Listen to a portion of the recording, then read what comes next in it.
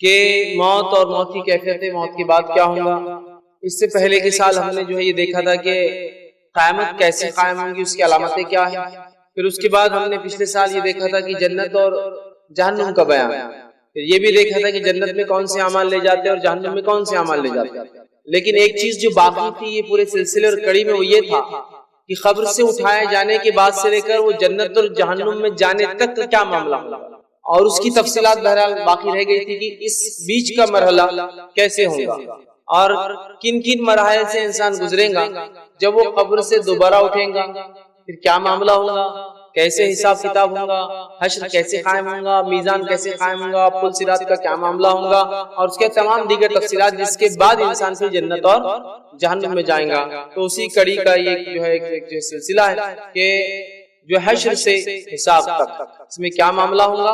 ہم انشاءاللہ جو ہے آج انشاءاللہ کچھ باتیں آپ کے سامنے رکھنے کی کوشش کروں گا، چونکہ عنوان کافی بڑا ہے اور بہت ساری باتیں قرآن میں اور حدیث میں آتی ہے کہ کیا کیا مرحلوں سے انسان قبر سے اٹھنے کے بعد دوبارہ جو ہے جنت اور جہنم میں جانے سے پہلے گزرے گا۔ لیکن بہرحال کیونکہ تمام تفصیلات کی کوئی کڑی نظر نہیں آتی، کیونکہ ایسی کوئی ایک روایت یا کوئی ایک صورت نہیں جس سے پوری تفصیلات ہے کہ ایسا ایسا ایسا ہوگا، تو لہٰذا کڑیاں جوڑنا تو میرے لیے بھی ناممکن جیسی بات ہے۔ لیکن کیا کیا ہوگا، کچھ نہ کچھ باتیں آج ہم ضرور دیکھیں گے، اور آخر میں انشاءاللہ اس کی وضاحت کروں گا کہ کہاں اس میں ہم سے چوک ہو سکتی ہے، کیونکہ یہ کڑی اور یہ سلسلہ کسی حدیث میں نہیں آتا کہ ایسا ایسا ایسا ہوگا۔ لیکن ہاں یہ چیزیں ہوں گی، یہ آتا، لیکن کیسی ہوں گی واللہ عالم۔ لیکن کوئی ایک کڑی اور سلسلہ جو میں نے باندھا ہے اس سلسلے میں آپ کو رکھنے کی باتیں کوشش کروں گا انشاءاللہ۔ اگر یہ بات اور یہ سلسلہ درست رہا تو وہ اللہ کی طرف سے ہم ایک صحیح علم تک پہنچ گئے، اور اگر اس میں کوئی چوک ہوتی ہے تو اللہ سے توبہ کرتے ہیں اس غلطی کے لیے۔ لیکن چونکہ اس کے بغیر سمجھانا بھی ناممکن ہے کہ اگر میں کوئی تسلسل نہ باندھوں تو پھر بات کیسے سمجھ میں آئیں گی کیا ہوگا، لہذا کچھ کڑیاں باندھی گئی ہیں، لیکن ضروری نہیں کہ ایسے ہی ہوگا، وہ واقعہ وہ چیز ہوں گی، لیکن کیا اس کے بعد یہ ایونٹ ہوگا اس کے بعد یہ ہوگا، اس میں آگے پیچھے معاملہ ہو سکتا ہے، لیکن چیزیں یہ ہونے والی ہے۔ لیکن سیکوینس بولتے ہیں نا، ایک کے بعد دوسرے کیسے ہوں گے اس کی تفصیلات بہرحال نہیں ملتی۔ میں کچھ حد تک آپ کو سمجھانے کی بہرحال یہ بات کوشش کروں گا۔ تو بہرحال انشاءاللہ آج میں جو ہے کچھ باتیں آپ کے سامنے جو ہے مطلب حشر سے، جس میں انسان جمع ہوں گے قبر سے اٹھنے کے بعد، اور جنت اور جہنم سے پہلے کیا ہوگا، کچھ باتیں رکھنے کی کوشش کرتا ہوں۔ سب سے پہلی چیز تو یہ کہ آخرت پر ایمان لانا ہم سب کے لیے جو ہے واجب ہے، جس کے تعلق سے ہم جانتے ہیں صحیح مسلم کی روایت ہے جس میں جبرائیل علیہ السلام خود ایک انسانی شکل میں آ کر جو ہے چند سوالات نبی اکرم صلی اللہ علیہ وسلم سے کیے۔ اس سوال میں جو یہ تھا کہ قیامت کب قائم ہوگی، اور ایمان کیا ہے، اور اسلام کیا ہے، احسان کیا ہے۔ تو نبی اکرم صلی اللہ علیہ وسلم نے جو ایمان کے تعلق سے تفصیلات دی، اس کے اندر یہ ہمارے ایمان کا حصہ ہے آخرت پر ایمان، کہ ہم ایمان لائے آخرت پر والیوم الآخری۔ تو آخرت پر ایمان لانا میرے اور آپ کے لیے واجب ہے، ضروری ہے، یاد رکھیں۔ اسی طرح وہ جو گھڑی جس کو قیامت کہا جاتا ہے، یہ گھڑی یاد رکھیے اچانک آنے والی، قیامت کو ایسی چیز نہیں ہے، ہاں اس کی علامتیں ہمیں پتہ ہے، لیکن وہ جب قائم ہوں گی، جب آئیں گی تو وہ اچانک آ جائیں گی، اس کے تعلق سے کوئی انٹیمیشن اور کوئی وارننگ نہیں دی جائیں گی، سوائے اس کے کہ چند علامتیں ہیں جس کی تفصیلات الحمدللہ پچھلے سالوں میں ہم نے بہت تفصیل میں لی۔ وہ کیا علامتیں ہوں گی جو بڑی اور چھوٹی جو قیامت سے پہلے ہوں گی، آپ اس کو دیکھ سکتے ہیں۔ تو قیامت اچانک قائم ہوں گی اور کسی کو ذرہ برابر بھی مہلت نہیں دی جائیں گی۔ اللہ رب العزت نے سورہ یاسین سورہ نمبر 36 آیت نمبر 48 سے لے کر 50 میں کہا اور فرمایا کہ قیامت اس طرح اچانک آئیں گی کہ نہ تو کسی کو وصیت کرنے کا وقت ملے گا اور نہ ہی گھر واپس جانے کی مہلت دی جائیں گی۔ تو قیامت ایک اچانک آنے والی چیز ہے۔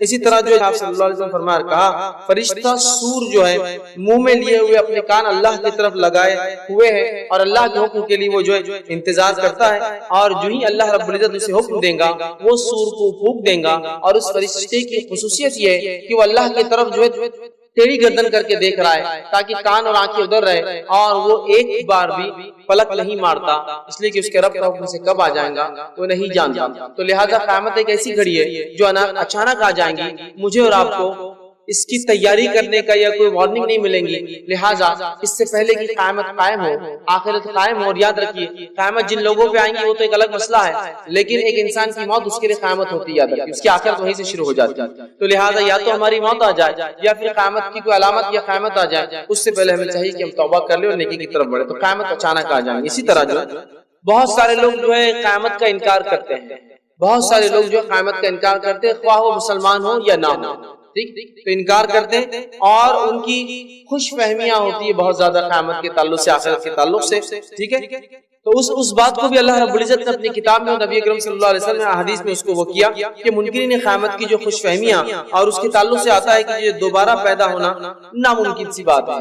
کچھ لوگوں کا یہ تصور ہے، یہ خیال ہے کہ ہم دوبارہ پیدا نہیں کیے جائیں گے، یہ اللہ تعالیٰ کے لیے ممکن نہیں دوبارہ پیدا ہو۔ حالانکہ اللہ نے قرآن میں بار بار سمجھایا کہ ہمارے لیے اگر مشکل ہی ہوتا تو پہلی بار پیدا کرنا ہوتا۔ اگر کسی چیز کو بنانا مشکل ہوتا ہے تو کب ہوتا ہے؟ پہلی بار۔ ایک بار بن جائے تو پھر دوبارہ بنانا تو بہت آسان۔ مثال دیتا ہوں، کمپیوٹرز جو ہے بن گئے، بننے کو بہت ٹائم لگا، اب اگر پورے کمپیوٹر بھی کسی وجہ سے ختم ہو جاتے ہیں، کر دیے جاتے ہیں، اس کی ٹیکنالوجی ہم پھر ایجاد کر لیں گے چونکہ ہم اس کو پہلے بنا چکے ہیں۔ سمجھ رہے ہیں؟ تو اگر بنانا مشکل ہی ہوتا تو پہلی بار ہوتا، دوسری بار کا تو کوئی مسئلہ اور ایشو ہی نہیں رہا۔ اب تو انسان دعویٰ کر رہے کہ ہم ڈائناسور کو واپس پیدا کر سکتے ہیں اس کی ہڈیوں کی بنیاد پر۔ جب انسانی دعوے کر سکتے اللہ کے لیے کیا ناممکن ہے؟ تو بہرحال تو وہ ان کا ایک دعویٰ ہے منکر قیامت کا، خوش فہمیاں کی نہیں، دوبارہ اٹھنا ناممکن ہے۔ دوسرے کہ اگر قیامت آ بھی گئی تو ہمارے وہاں بھی مزے رہیں گے، خوش فہمی کی زندگی، مطلب دنیا میں منمانی زندگی گزارتے ہیں اور یہ سوچتے ہیں کہ اگر مر بھی گئے، اگر قیامت اگر آ بھی گئی سمجھ لو تو یہاں بھی مزے ہیں اور وہاں بھی مزے رہیں گے، ٹھیک ہے۔ اسی طرح جو ہے ہم کھاتے پیتے لوگ ہیں، ہم کو عذاب نہیں ہونے والا۔ کچھ لوگوں کی خوش فہمیاں ہوتی ہے اگر آ بھی گئی قیامت تو ہم ایسے لوگ ہیں، انبیوں کے خاندان سے، ولیوں کے خاندان سے، بزرگوں کے خاندان سے، فلاں کے خاندان سے، تھوڑا بہت کچھ ہوگا، کوئی بہت زیادہ مسئلہ نہیں ہونے والا، جان پہچان کی بنیاد پر، وسیلوں کی بنیاد پر، دامن پکڑنے کی بنیاد پر ہم نکل جائیں۔ اسی طرح بہت سارے لوگ ایسے جو قیامت کا مذاق اور استہزاء مذاق اڑاتے ہیں، جوک بناتے ہیں، جیسے کہ مرنے کے بعد دوبارہ زندہ ہونے والی بات عقل میں نہیں آتی۔ تم ہی سوچو نا یار، مر گئے، مٹی بن گئے اور جو ہے چورا چورا ہو گئے، اب کیسے ہو سکتا ہے؟ آپ دیکھو جا کے قبرستان میں جو مر گیا ہڈیاں نکل رہی، کیسے ہو سکتا ہے؟ تو مذاق اڑاتے ہیں۔ اللہ رب العزت نے ان لوگوں کا جواب سورہ جو ہے مومنون سورہ نمبر 23 آیت نمبر 35 سے لے کر 38 میں دیا ہے۔ میں انشاءاللہ عزیز آیتوں کا ترجمہ آپ کے سامنے ہو سکے تو رکھوں گا اور حدیث کا ہو سکے تو ترجمہ رکھوں گا، اور نہیں تو مفہوم بولتے ہوئے آگے چلا جاؤں گا، اس لیے کہ بہت ساری باتیں چونکہ آخرت کے تعلق سے آتی ہے اور یہ مرحلہ قبر سے اٹھائے جانے کے بعد، پہلے سور پھونکے جانے کے بعد سے لے کر حساب کتاب تک ہے، تو یقیناً اتنا وقت نہیں ہوگا کہ ہم تفصیلات میں جائیں، تو میں مفہوم بیان کرتے ہوئے انشاءاللہ عزیز حوالہ دیتے مفہوم بیان کرتے ہوئے آگے بڑھتا جاؤں گا۔ اسی طرح جو ہے مرنے کے بعد اگر ہم واقعی دوبارہ زندہ کیے بھی جائے تو یہ تو جادو کا کھیل ہوگا، مطلب ایک جوک کے انداز میں اگر ایسا ہو گیا تو پھر تو ایسا ہو جائیں گا۔ تو اس طرح سے لوگ جو بہت سارے قیامت کا مذاق اڑاتے ہیں، جس کا جواب اللہ رب العزت نے جو ہے سورہ ہود آیت نمبر 7 میں دیا ہے۔ اسی طرح جو ہے اگر دوبارہ زندہ ہونے کی بات سچی ہے تو ہزاروں برس پہلے جو لوگ مر گئے ابھی کیوں نہیں اٹھتے ہو؟ اگر زندہ ہونے کی بات سچی ہے تو پھر ہزاروں سال پہلے جو مرے وہ کیوں نہیں اٹھتے؟ کچھ لوگ مذاق اڑاتے ہیں۔ اللہ رب العزت نے اس کا جواب سورہ نمبر 44 آیت نمبر جو 34 سے لے کر 36 کے اندر تفصیل دیا ہے۔ اسی طرح جو ہے مرنے کے بعد دوبارہ زندہ ہونے کی باتیں تو پاگل پن لگتی ہے، کیونکہ یہ قول بھی اللہ رب العزت نے اپنی کتاب میں نقل کیا سورہ سبا سورہ نمبر 34 آیت نمبر 7 اور 8 کے اندر کہ بہت سارے لوگوں نے جو ہے یہ بات کہی کہ قیامت کیسے قائم ہو سکتی ہے؟ اگر ایسا ہے تو پاگل پنے کی بات ہو، کیسے ہو سکتا ہے؟ اس کا جواب بھی اللہ رب العزت نے بہت تفصیل میں اپنی کتاب میں دیا۔ اسی طرح جو ہے قیامت کیسے قائم ہوگی اس کے دلائل اگر چاہیے تو بہت زیادہ تفصیل میں جانے کی ضرورت نہیں۔ اللہ رب العزت قرآن فرماتا ہے، کہتا ہے جو ہے سورہ فاطر سورہ نمبر 35 آیت نمبر 9 میں کہتا ہے جس طرح اللہ تعالیٰ بارش کو نازل فرماتا ہے اور مردہ زمین کو زندہ کر دیتا ہے، اسی طرح اللہ مردوں کو بھی دوبارہ اٹھائیں گے۔ یہ سب سے بہترین مثال ہے بارش کا گرنا اور مردہ زمین کا زندہ ہونا کہ ہم لوگ دوبارہ اٹھائے جائیں گے۔ آپ کسی پلاٹ یا کسی جگہ سے گزریے، صحرا سے یا ریگستانی علاقے سے گزریے یا ایسی بنجر زمین سے گزریے جو بارش نہیں سوکھ گئی ہو، اور اس کے بعد چند بارش کی بوندیں یا چند دن بارش ہونے کے بعد وہاں سے گزریے، اتنی ہریالی، اتنے چرند پرند، اتنے کیڑے مکوڑے، پانی جمع ہونے سے مچھلیاں اور مینڈک اور مختلف قسم کے جانور ہوتے ہیں کہ آپ کو تعجب کرتے ہیں۔ پھر اگلے 4 مہینے بعد دیکھیے وہی سوکھا بنجر زمین، پھر اگلی بار بارش ہوتی ہے، پھر ہری بھری ہوتی ہے۔ تو جس طرح اللہ مردہ زمین کو دوبارہ زندہ کرتا ہے، اسی طرح اللہ رب العزت انسانوں کو دوبارہ اٹھانے والا ہے موت کے بعد۔ اور یہ صرف مثال کے طور پر نہیں ہے، حدیث ہے کہ آپ فرماتے ہیں جیسے سبزیاں اور جھاڑ اگتے ہیں قیامت کے روز، مرنے کے بعد جو لوگ اٹھائے جائیں گے وہ ویسے ہی اگیں گے جیسے سبزی اگتی ہے، اور ریڑھ کی ہڈی کا ایک حصہ ہوتا ہے جو کبھی ختم نہیں ہوتا، یاد رکھیے، اور یہ سائنٹیفک فیکٹ بھی ہے، وہ کبھی ختم نہیں ہوتا، کسی بھی سرکمسٹانسز میں زمین میں ڈال دیا جائے بچا رہتا ہے۔ آپ نے فرماتے ہیں اس سے انسان اگنا چالو ہوں گے، پہلے ہڈیوں کا ڈھانچہ بنے گا، پھر گوشت اس پہ چڑھ جائے گا اور انسان پھر تیار ہوگا۔ مردہ زمین کو اللہ اٹھاتا ہے جھاڑ کے زندہ، انسان بھی اگیں گے روز قیامت۔ ٹھیک ہے. تو اسی طرح اگر کسی کو قیامت کے دلائل چاہیے تو مردہ زمین دیکھ لیں، انشاءاللہ جی تفصیلات جو ہے اسے مل جائیں گی. اور دوسرا جو یہ چاہتا ہے کہ وہ دیکھے کہ دوبارہ اللہ کیسے زندہ کریں گا، اسے چاہیے کہ سورہ حج کی آیت نمبر 5 اور 6 پڑھے اور اپنی پیدائش کو دیکھ لے. اپنی پیدائش کو سمجھ گیا تو دوبارہ اٹھنے کو بھی سمجھ لیا. قرآن میں اتنے تفصیل میں انسانی پیدائش کو اللہ نے ڈسکس کیا، حالانکہ قرآن کوئی سائنس کی کتاب نہیں ہے، وہ کوئی ایمبریولوجی کی یا انسان کیسے اپنے ماں کے پیٹ میں بنتا ہے جس کو ہم جنینیات کہتے ہیں، ایمبریولوجی کہتے ہیں، علم جنینیات، تو یہ اس کی کتاب نہیں ہے. لیکن اتنے تفصیل میں اس لیے ڈسکس کیا کہ جس نے بھی اپنی پیدائش کو غور سے دیکھا وہ دوبارہ اٹھنے پہ خود بخود ایمان لا لیتا ہے. چونکہ پانی کے قطرے کا ماں کے رحم میں جانا اور اس قطرے سے انسان کا وجود ہونا اور وجود ہو کر اس کے اندر پلنا اور بڑھنا اور اس کے بعد اس کے رزق کا خود بخود انتظام ہونا اور اس کے بعد اس کا اتنی چھوٹی جگہ سے اتنے آسانی سے پیدا ہو جانا، یہ سب علامت ہے اس چیز کی کہ اللہ رب العزت نے جب پہلی بار بنایا. اگر غور کرو گے یقین جان لوں گے کہ دوبارہ ضرور.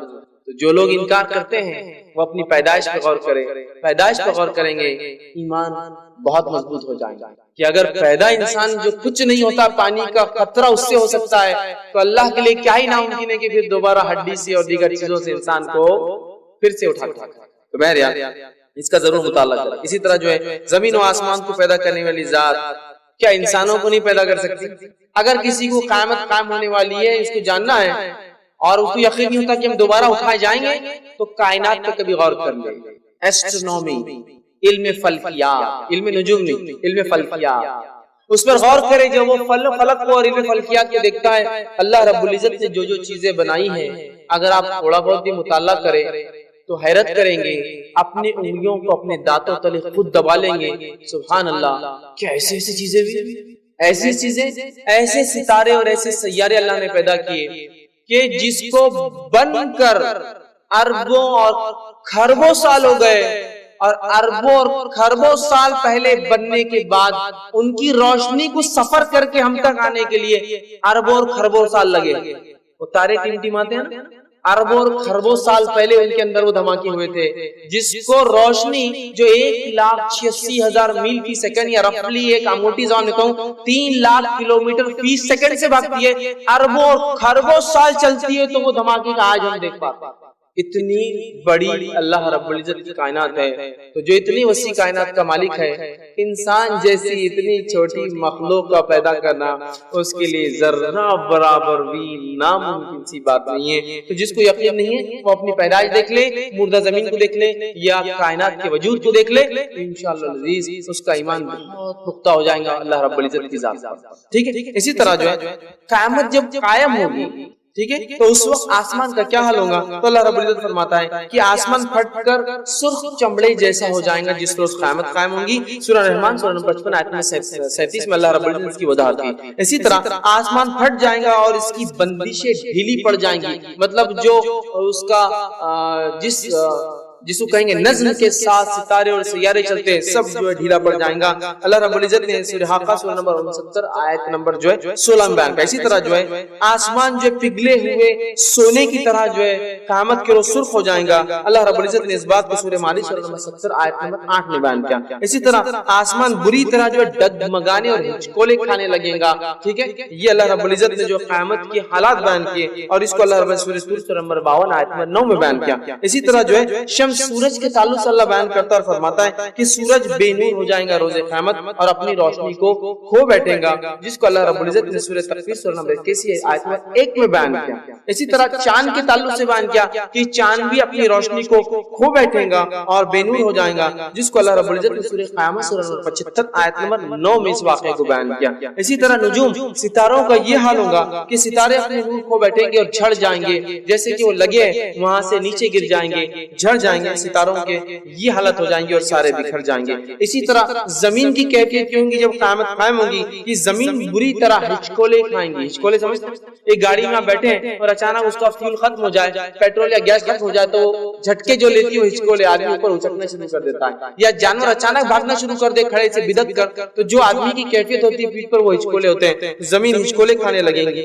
اسی طرح جو ہے زمین اللہ تعالیٰ کے ڈر سے کانپنے لگیں گی. اسی طرح جو اللہ رب العزت فرمایا زمین اپنے خزانوں کو باہر نکال دیں گی. اسی طرح فرمایا زمین جو ہے ایک ہی جو ہے چوٹ میں ریزہ ہو جائیں گی. مطلب قیامت میں جو جھٹکا محسوس ہوگا اس سے زمین ریزہ ہو جائیں گی. اسی طرح جو ہے جو قیامت جو جب قائم ہوں گی تو پہاڑوں کا یہ حال ہوگا. اللہ فرماتا ہے پہاڑ بادلوں کے جیسے چلنے لگیں گے. پہاڑ بہت مضبوط چیز ہوتی ہے, زمین میں کئی کلومیٹر دھسے ہوئے ہوتے ہیں. یہ جیسے بادل چلتا ہے نا, بادل کتنے آسانی سے ہوا چلتی ہے تو آپ دیکھیں چلتا ہے, بادلوں کے جیسے چلنے لگیں گے. اسی طرح جو ہے پہاڑ ریت کے ذروں کے جیسے ہو کر جو ہوا میں اڑنے لگیں گے. اسی طرح جو ہے پہاڑ مٹی کے ڈھیلوں کے جیسا ڈھہ جائیں گے, کھڑے سے برباد ہو جائیں گے. اسی طرح جو ہے پہاڑ وہ روئی جس کو دھن دیا جاتا ہے, روئی جو ہوتی ہے نا موٹی ہوتی ہے, لیکن جب اس کو دھن کے صاف کرتے ہیں اور ہلکی ہوتی ہے اس کو پھونک دیجئے ہوا سے گھومتے نکل جاتی ہے. تو پہاڑ دھنی ہوئی اون جیسی نرم اور نازک ہوا سے اڑتی ہے اس طرح سے اڑنے لگیں گے, جو کہ اتنی مضبوط چیز ہے. اور سمندر کے تعلق سے فرمایا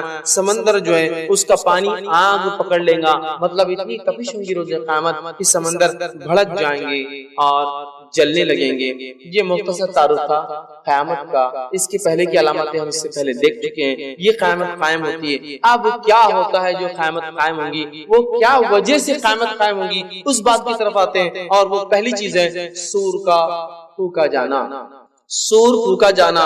اور جو قیامت کی ابتدا نفخ سور کے پھونکے جانے سے چالو ہوگی, جس کو سورہ قاف سورہ نمبر 50 آیت نمبر 20 میں اللہ نے بیان کیا کہ قیامت جو قائم ہوگی ونفخ فی الصور, اور اللہ تعالیٰ جو ہے سور کو پھونکنے کا حکم دے گا. نفخ اس کو پھونک دیا جائے گا, گویا وہ خالی چیزوں کو جس میں ہوا ماری جاتی ہے تو سور پھونکا جائے گا. یہ پہلی چیز ہوگی. جو ہے سور کی شکل کیا ہے تو اس کے تعلق سے جامع ترمذی کی روایت ہے, ایک شخص نے کہا اللہ کے رسول سور کیسا ہوگا, تو کہا سور جانور کے سینگ کی جیسی کوئی چیز ہے. جانور کا سینگ کیسا ہوتا ہے, گول ہوتا ہے, شروع میں چھوٹا, مطلب اگر اس کو دیکھا جائے تو نیچے بڑا ہوتا ہے, اوپر کی طرف چھوٹا ہوتا ہے. اور سور نفخ ایک سوراخ جیسی چیز ہے جس کے اندر پھونکا جائے گا, بلو کیا جائے گا. ٹھیک ہے, تو لہذا سینگ کیسا ہوتا ہے, نیچے بڑا اوپر چھوٹا. تو سور اسی قسم کی ایک چیز ہے جو آگے کی طرف چھوٹی, جہاں سے پھونکا جائے گا, اور سامنے کی طرف بڑی ہوتی ہے. اور اس کے اندر سے کیا ہوگا, سور پھونکنے سے آواز نکلیں گی. یہ ایک بجنے والی چیز ہے. تو اس سے پتا چلا روز قیامت جو قائم ہوگی اور جس جھٹکے سے قیامت کو جس دھماکے سے قائم کیا جائے گا وہ ساؤنڈ ویوز ہوں گے, وہ جو ہے آواز کی طاقت کا, وہ آواز کی. اور ہم سب جانتے ہیں آواز کی طاقت کیا ہوتی ہے. کوئی زوردار دھماکہ ہو تو دور دور تک کانچیں پھٹ جاتی ہے اور انسان دھماکے سے اڑ کے گر جاتے ہیں, اس کی صرف آواز. تو سور کوئی پھونکی جانے والی چیز ہے, یہ سینگ کے جیسی ہے جانور کے, اور اس میں ہوا جو ہے پھونکی جائیں گے اور فرشتہ ہوگا. اسی طرح سور پھونکنے کے وقت صاحب سور پھونکے جانے کے تعلق سے صاحب سور, جن کے پاس سور ہے, وہ جو ہے اسرافیل علیہ السلام ہے.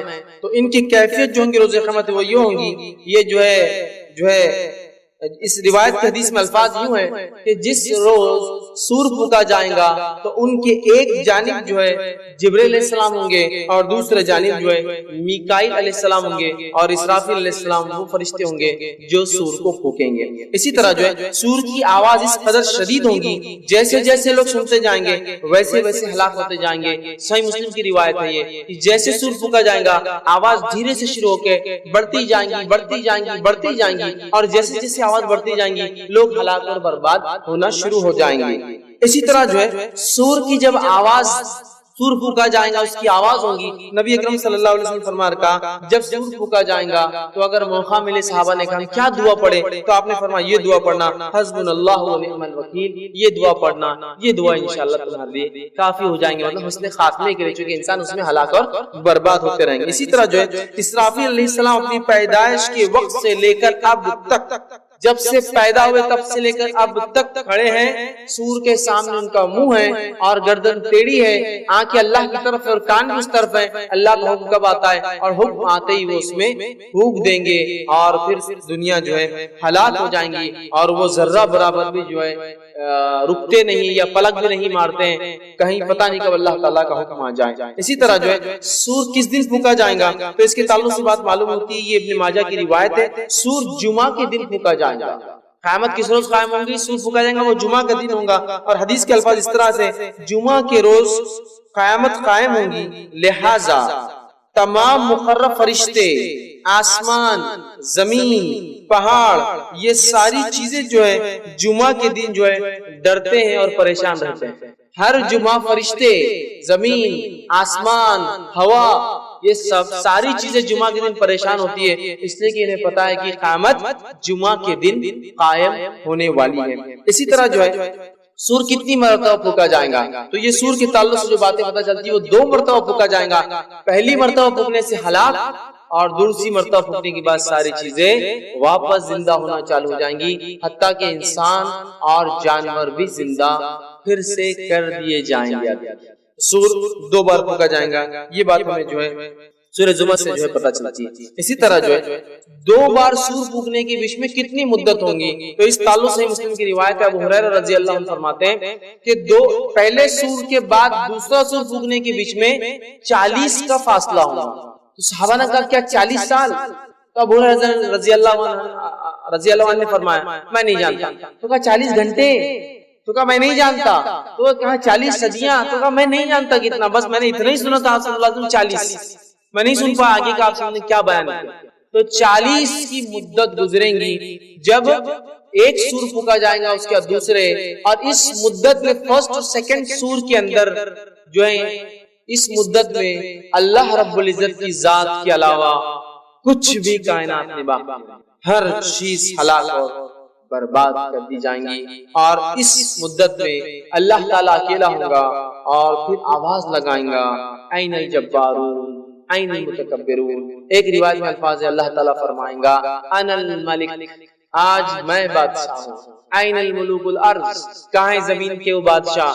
این الجبارون وین المتکبرون، کہاں ہے جو ظلم و زیادتی کرتے ہیں، کہاں ہے جو دنیا میں آکر دکھاتے اور تکبر کیا کرتے ہیں؟ لاؤ آج میں. تو اللہ کی واحد اکیلی ذات ہوں گی وہ 40 کی مدت. واللہ عالم کتنی لمبی اور کیسی مدت ہوگی. اسی طرح جو ہے پہلے سور کی آواز سنتے ہی لوگ شدید گھبراہٹ طاری ہو جائیں گی. پہلی آواز آئیں گی شدید گھبراہٹ طاری ہو جائیں گی، اور جیسے جیسے سور کی آواز بڑھتے جائیں گی ویسے ویسے ان کی گھبراہٹ اور موت کی سختی اور لوگوں کا ہلاک ہونا شروع ہو جائیں گا. اسی طرح جو ہے پہلے سور کے بعد اللہ رب العزت جو ہے ہر ذی روح مخلوق کو ختم کر دیں گا، اور اس کے تعلق سے جو ہے قرآن کی کئی آیتیں کہ تمام چیزیں ہلاک ہو جائیں گی سوائے تیرے رب کے چہرے کے، تیرے رب کی ذات، سب ہلاک ہو جانے والا، یاد رکھیے کچھ نہیں بچے گا. اسی طرح جو ہے نفخ اول، پہلے سور پھونکے جانے کے بعد اللہ تعالیٰ ارشاد فرمائیں گا آج کا روز بادشاہی میری ہے.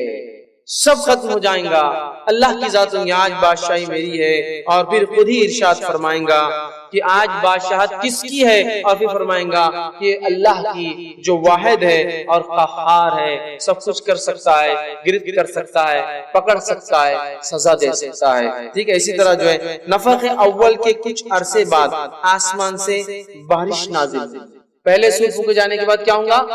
دوسرے سور سے پہلے آسمان سے جو ہے بارش نازل ہوں گی، جس سے جو ہے انسان جو ہے کہ ریڑھ کی ہڈی کا ایک حصہ ہوتا ہے جو باقی ہوتا ہے، وہاں سے انسان جو ہے پہلے ہڈی کا ڈھانچہ بنے گا، پھر گوشت لگ جائیں گا، اور وہ پھر انسان بن جائیں گا جیسے پہلے انسان تھا. ٹھیک ہے. اسی طرح جو ہے نفخ دوم، اب دوسرا سور پھونکے جانے کے بعد کیا کیفیت ہوں گی؟ تو نفخ ثانی کے بعد دوسرے سور پھونکے جانے کے بعد تمام اجسام زندہ ہوں گے، اور انسان جو ہے اٹھ کر کھڑے ہونا چالو ہو جائیں گے تمام لوگ. مطلب پہلے سور کے بعد ایک بارش برسیں گی، اس بارش کے بعد دوسرا سور پھونکا جائے گا، اور پھر انسان اٹھنا شروع ہوں گے. اور نفخ ثانی کے بعد جو ہے لوگ قبروں سے اٹھیں گے اور اللہ تعالیٰ کی عدالت میں حاضر ہونا چالو ہو جائیں گے. اسی طرح جو ہے دوسرے سور کے بعد سب سے پہلے نبی اکرم صلی اللہ علیہ وسلم اٹھیں گے، اپنی قبر سے اٹھیں گے، اور آپ صلی اللہ علیہ وسلم کے بعد باقی لوگ اٹھیں گے. جامع ترمذی کی روایت آپ نے فرمایا کہ سب سے پہلے جب دوسرا سور پھونکا جائے گا میں اپنی قبر سے نکلوں گا اور نکل کے اللہ کے عرش کی طرف بڑھوں گا،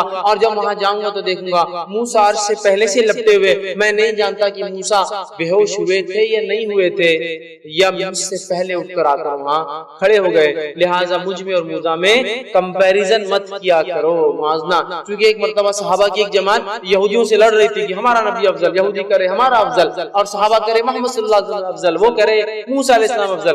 تو کہا موسیٰ سے میرا موازنہ کمپیریزن مت کیا کرو، اس لیے کہ روز قیامت مجھ سے پہلے کھڑے ہوں گے. میں نہیں جانتا بے ہوش ہوئے تھے یا نہیں ہوئے تھے، یا مجھ سے پہلے اٹھ کر وہاں چلے گئے.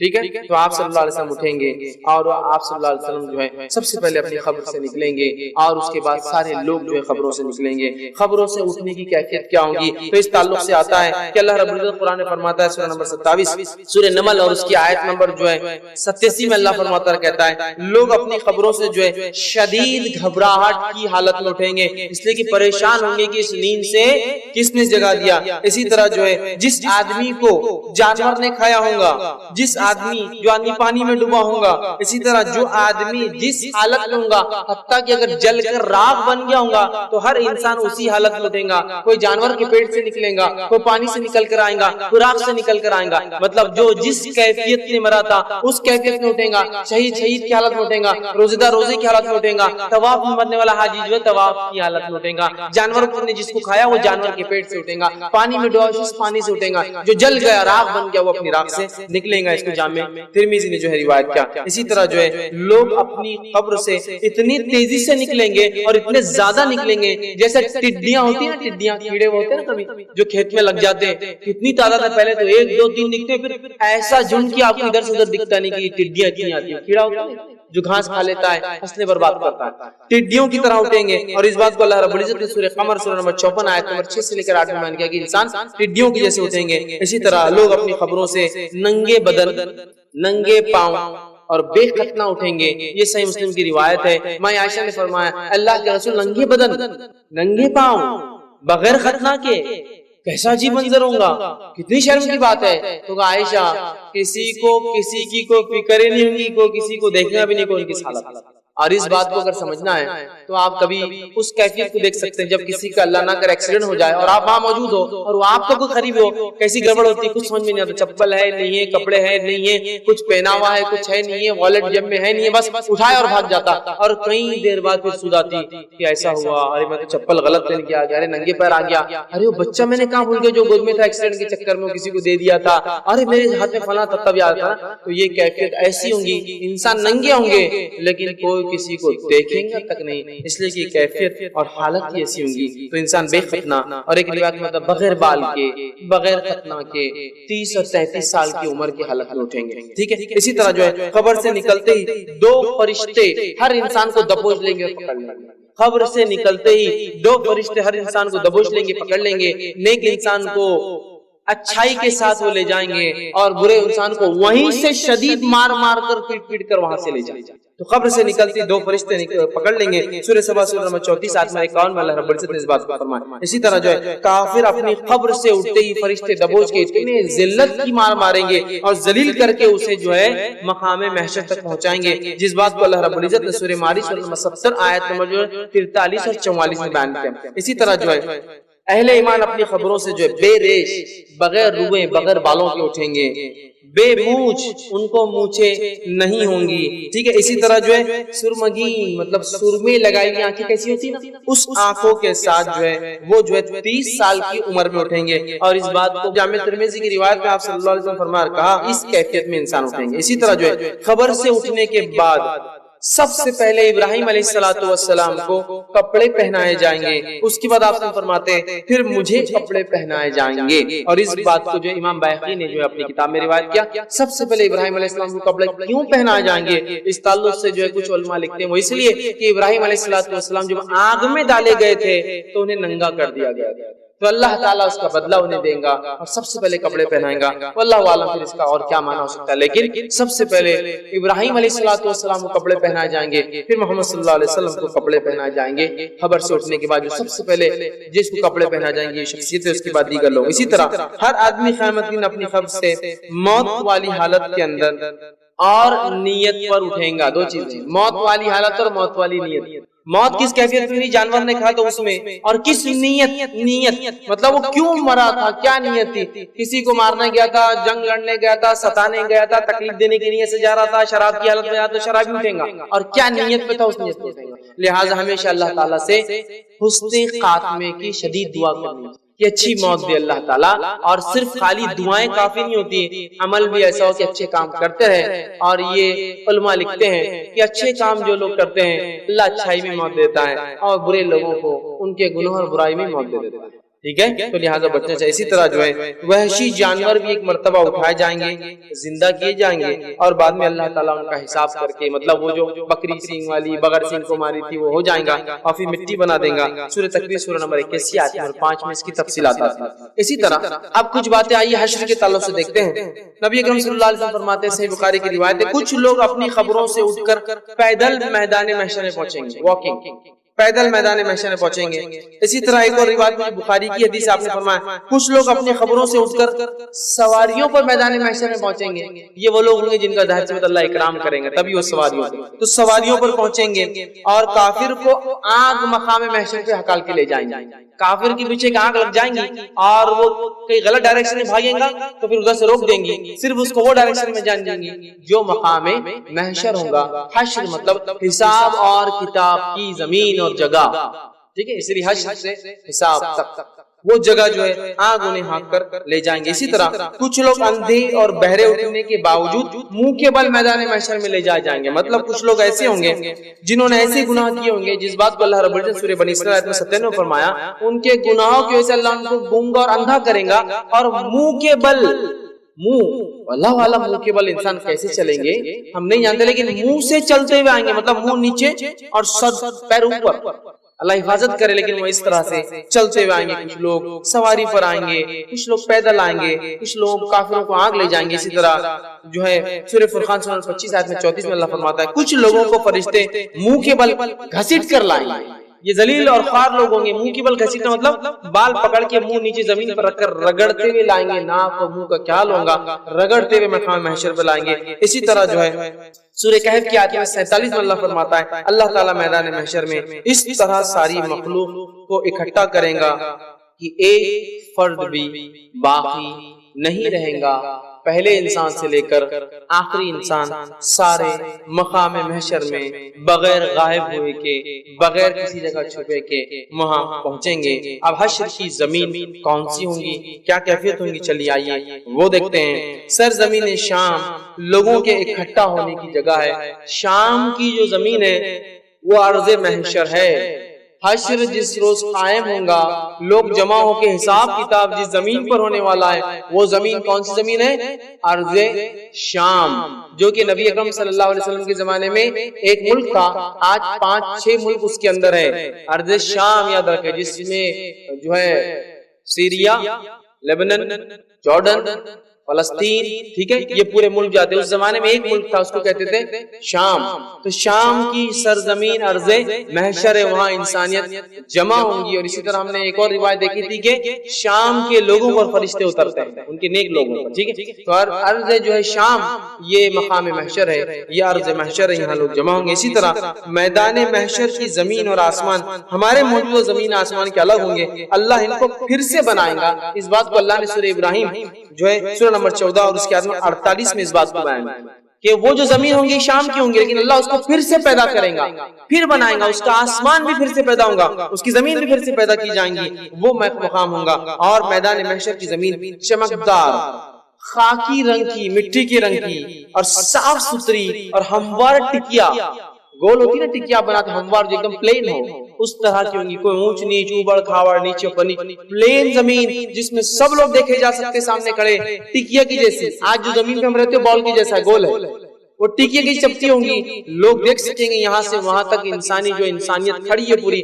اول سے لے کر آخر تک۔ اور یہ زمین خاکی رنگ کی، مٹی کے رنگ کی، صاف ستھری ہموار ٹکیا کی جیسی ہوں گی۔ اسی طرح جو ہے نئی زمین ہر طرح کے فسق اور فجور اور ظلم سے پاک ہوں گی، اور تمام فیصلے انصاف کے مطابق ہوں گے۔ یہ نئی زمین جو ہوں گی ہر گناہ سے پاک ہوں گی، انسان جماعت ہوں گے لیکن کوئی ظلم زیادتی نہیں ہوں گی۔ اللہ تعالیٰ اس روز انصاف کے ساتھ جو ہے انسانوں کے ساتھ فیصلے کریں گا۔ اسی طرح جو ہے ابن مبارک ایک روایت لاتے ہیں، اس روایت میں ہے کہ میدان محشر میں ہر آدمی کو جو ہے بمشکل 2 قدم جگہ کھڑے رہنے کو ملیں گے، بس 2 پیر رکھنے کی جگہ ہوں گی، اس سے زیادہ جگہ مقام محشر میں انسان کو نہیں ملنے والی ہے۔ صرف 2 قدم رکھنے کی جگہ، بس 2 سٹیپس، بس اس سے ہٹ کر نہ چلنے، نہ پھرنے، نہ بھاگنے کی جگہ ہوں گی، چونکہ مقام محشر بہت سختی والی جگہ ہے، بہت خطرناک جگہ ہے۔ مقام محشر کی ہولناکی کیا ہوں گی؟ ایک تو بھاگنے کی جگہ نہیں، 2 قدم بس رکھے ہوئے، اس کی ہولناکی کیا ہوں گی؟ تو نبی اکرم صلی اللہ علیہ وسلم فرماتے، طبرانی کی روایت آپ نے فرمایا، حشر کی ہولناکی موت اور قبر کی سختیوں سے کئی گنا زیادہ ہے۔ مقام محشر میں جو کیفیت انسان کے ساتھ ہونے والی ہے وہ اتنی سخت کیفیت ہے کہ قبر کی تکلیف، موت کی تکلیف کچھ بھی نہیں ہے، نتھنگ کچھ بھی نہیں، اتنا زیادہ خطرناک جگہ ہے۔ اندازہ لگائیے، بھاگنے کو جگہ نہیں، صرف 2 قدم جمے ہوئے ہے۔ تکلیف اور شدت ایسی جیسا موت اور قبر میں بھی جو نہیں ہوئی وہ تکلیف ہونے والی یہ وہ جگہ ہے۔ اسی طرح جو ہے آپ صلی اللہ علیہ وسلم فرماتے ہیں، حشر کی گرمی، 2 قدم رکھنے کی جگہ، تکلیف ایسی انسان کو کہ موت اور قبر میں نہیں آئی۔ حشر کا میدان اتنا گرم ہوگا کہ پسینہ اس طویل مدت تک بہتا رہے گا کہ لوگ تنگ آ کر اللہ سے دعا کریں گے کہ حشر قائم کر، بھلے ہی ہمیں چاہے تو جہنم میں ڈال دو، میزان قائم ہو جائے، ترازو لگ جائے، حساب کتاب ہو جائے، بھلے ہی اللہ ہمیں جہنم میں ڈال دے، لیکن یہ تکلیف ہماری برداشت کی بات ہے۔ حشر کا میدان بہت تکلیف دہ جگہ، قدم رکھنے کے لیے 2 قدم رکھنے کی جگہ، پسینے کا وہ حال کہ پسینہ بہتا رہے گا، اس پسینے کی تکلیف، شدت اور بدبو سے پریشان آ کر لوگ کہیں گے، اے اللہ حشر قائم کر دے، میزان قائم کر دے، حساب کتاب کر دے، جنت جہنم میں ڈال دے، بھلے ہی جہنم میں ڈال دے لیکن کچھ نہ کچھ آگے فیصلہ کر دے۔ اس کیفیت میں ہم نہیں کھڑے رہ سکتے، ٹھیک ہے۔ اور پسینہ اتنا آئے گا، روایت میں آتا ہے کہ اس پسینے میں اگر کوئی کشتی اگر ڈال دے تو کشتیاں ان انسان کے پسینے میں آرام سے چل سکتی، اتنا پسینہ نکلے گا۔ اسی طرح جو ہے حشر میں آتا ہے روایت کے اندر، سب مرد اور عورتیں ننگے بدن ہوں گے، ننگے پاؤں ہوں گے، بغیر ختنہ کیے ہوئے ہوں گے، اور خوف اور دہشت کی وجہ سے جو ہے ان کو کوئی ہوش نہیں ہوگا۔ ایسا خوف، ایسی دہشت ہے وہ حشر کی کہ انہیں کوئی ہوش نہیں ہوگا۔ اسی طرح جو ہے قرآن فرماتا ہے سورہ شورى سورہ نمبر 26 آیت 91 میں کہ کافر جو حشر کے میدان میں جو خوف اور غم ہوگا اس کا اتنا اضافہ ہو جائے گا کہ حشر کے میدان میں جو ہے جب جہنم لائے جائیں گے تو ان کے چہرے کالے پڑ جائیں گے، اور کافر کو تکلیف دینے کے لیے اللہ جہنم کو مقام محشر میں لائے گا، اور مقام محشر میں 70,000 فرشتے، مطلب 70,000 جب جہنم لائی جائیں گی تو 70,000 حصے ہوں گے عذابات کے، اور ہر ایک حصے کو 70,000 فرشتے کھینچ کر لائیں گے جہنم میں۔ ایک بہت بڑی حقیقت ہے، ایک بہت بڑی فزیکل چیز ہے، بہت سے لوگ بولتے ہیں نہیں ڈرانے کے لیے رہتے، 70,000 فرشتوں کا پل کر کے کھینچ کر لانا کوئی مذاق کی بات نہیں ہے، ایک ایک حصے کو 70,000 فرشتے کھینچیں، 70,000 ضرب 70,000 490 کروڑ فرشتے صرف جہنم کو کھینچ کر لائیں گے، ٹھیک۔ اسی طرح جو ہے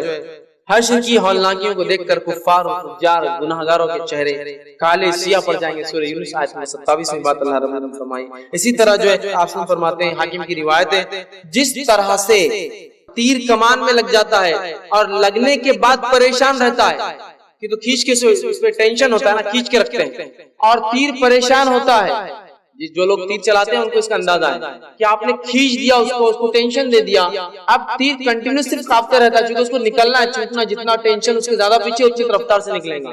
تو آپ سب فرماتے ہیں جس طرح سے تیر جو ہے کمان میں مشکل میں ہوتا ہے، نکلنا ہے، کبھی بھی چھوٹ سکتا ہے اور تکلیف میں ہوتا ہے، اسی طرح انسان 50,000 سال تک مقام محشر میں اس تکلیف میں کھڑے رہے، 50,000 ایئرز تک حساب نہیں ہوگا، اتنے سال تک کھڑے رہے۔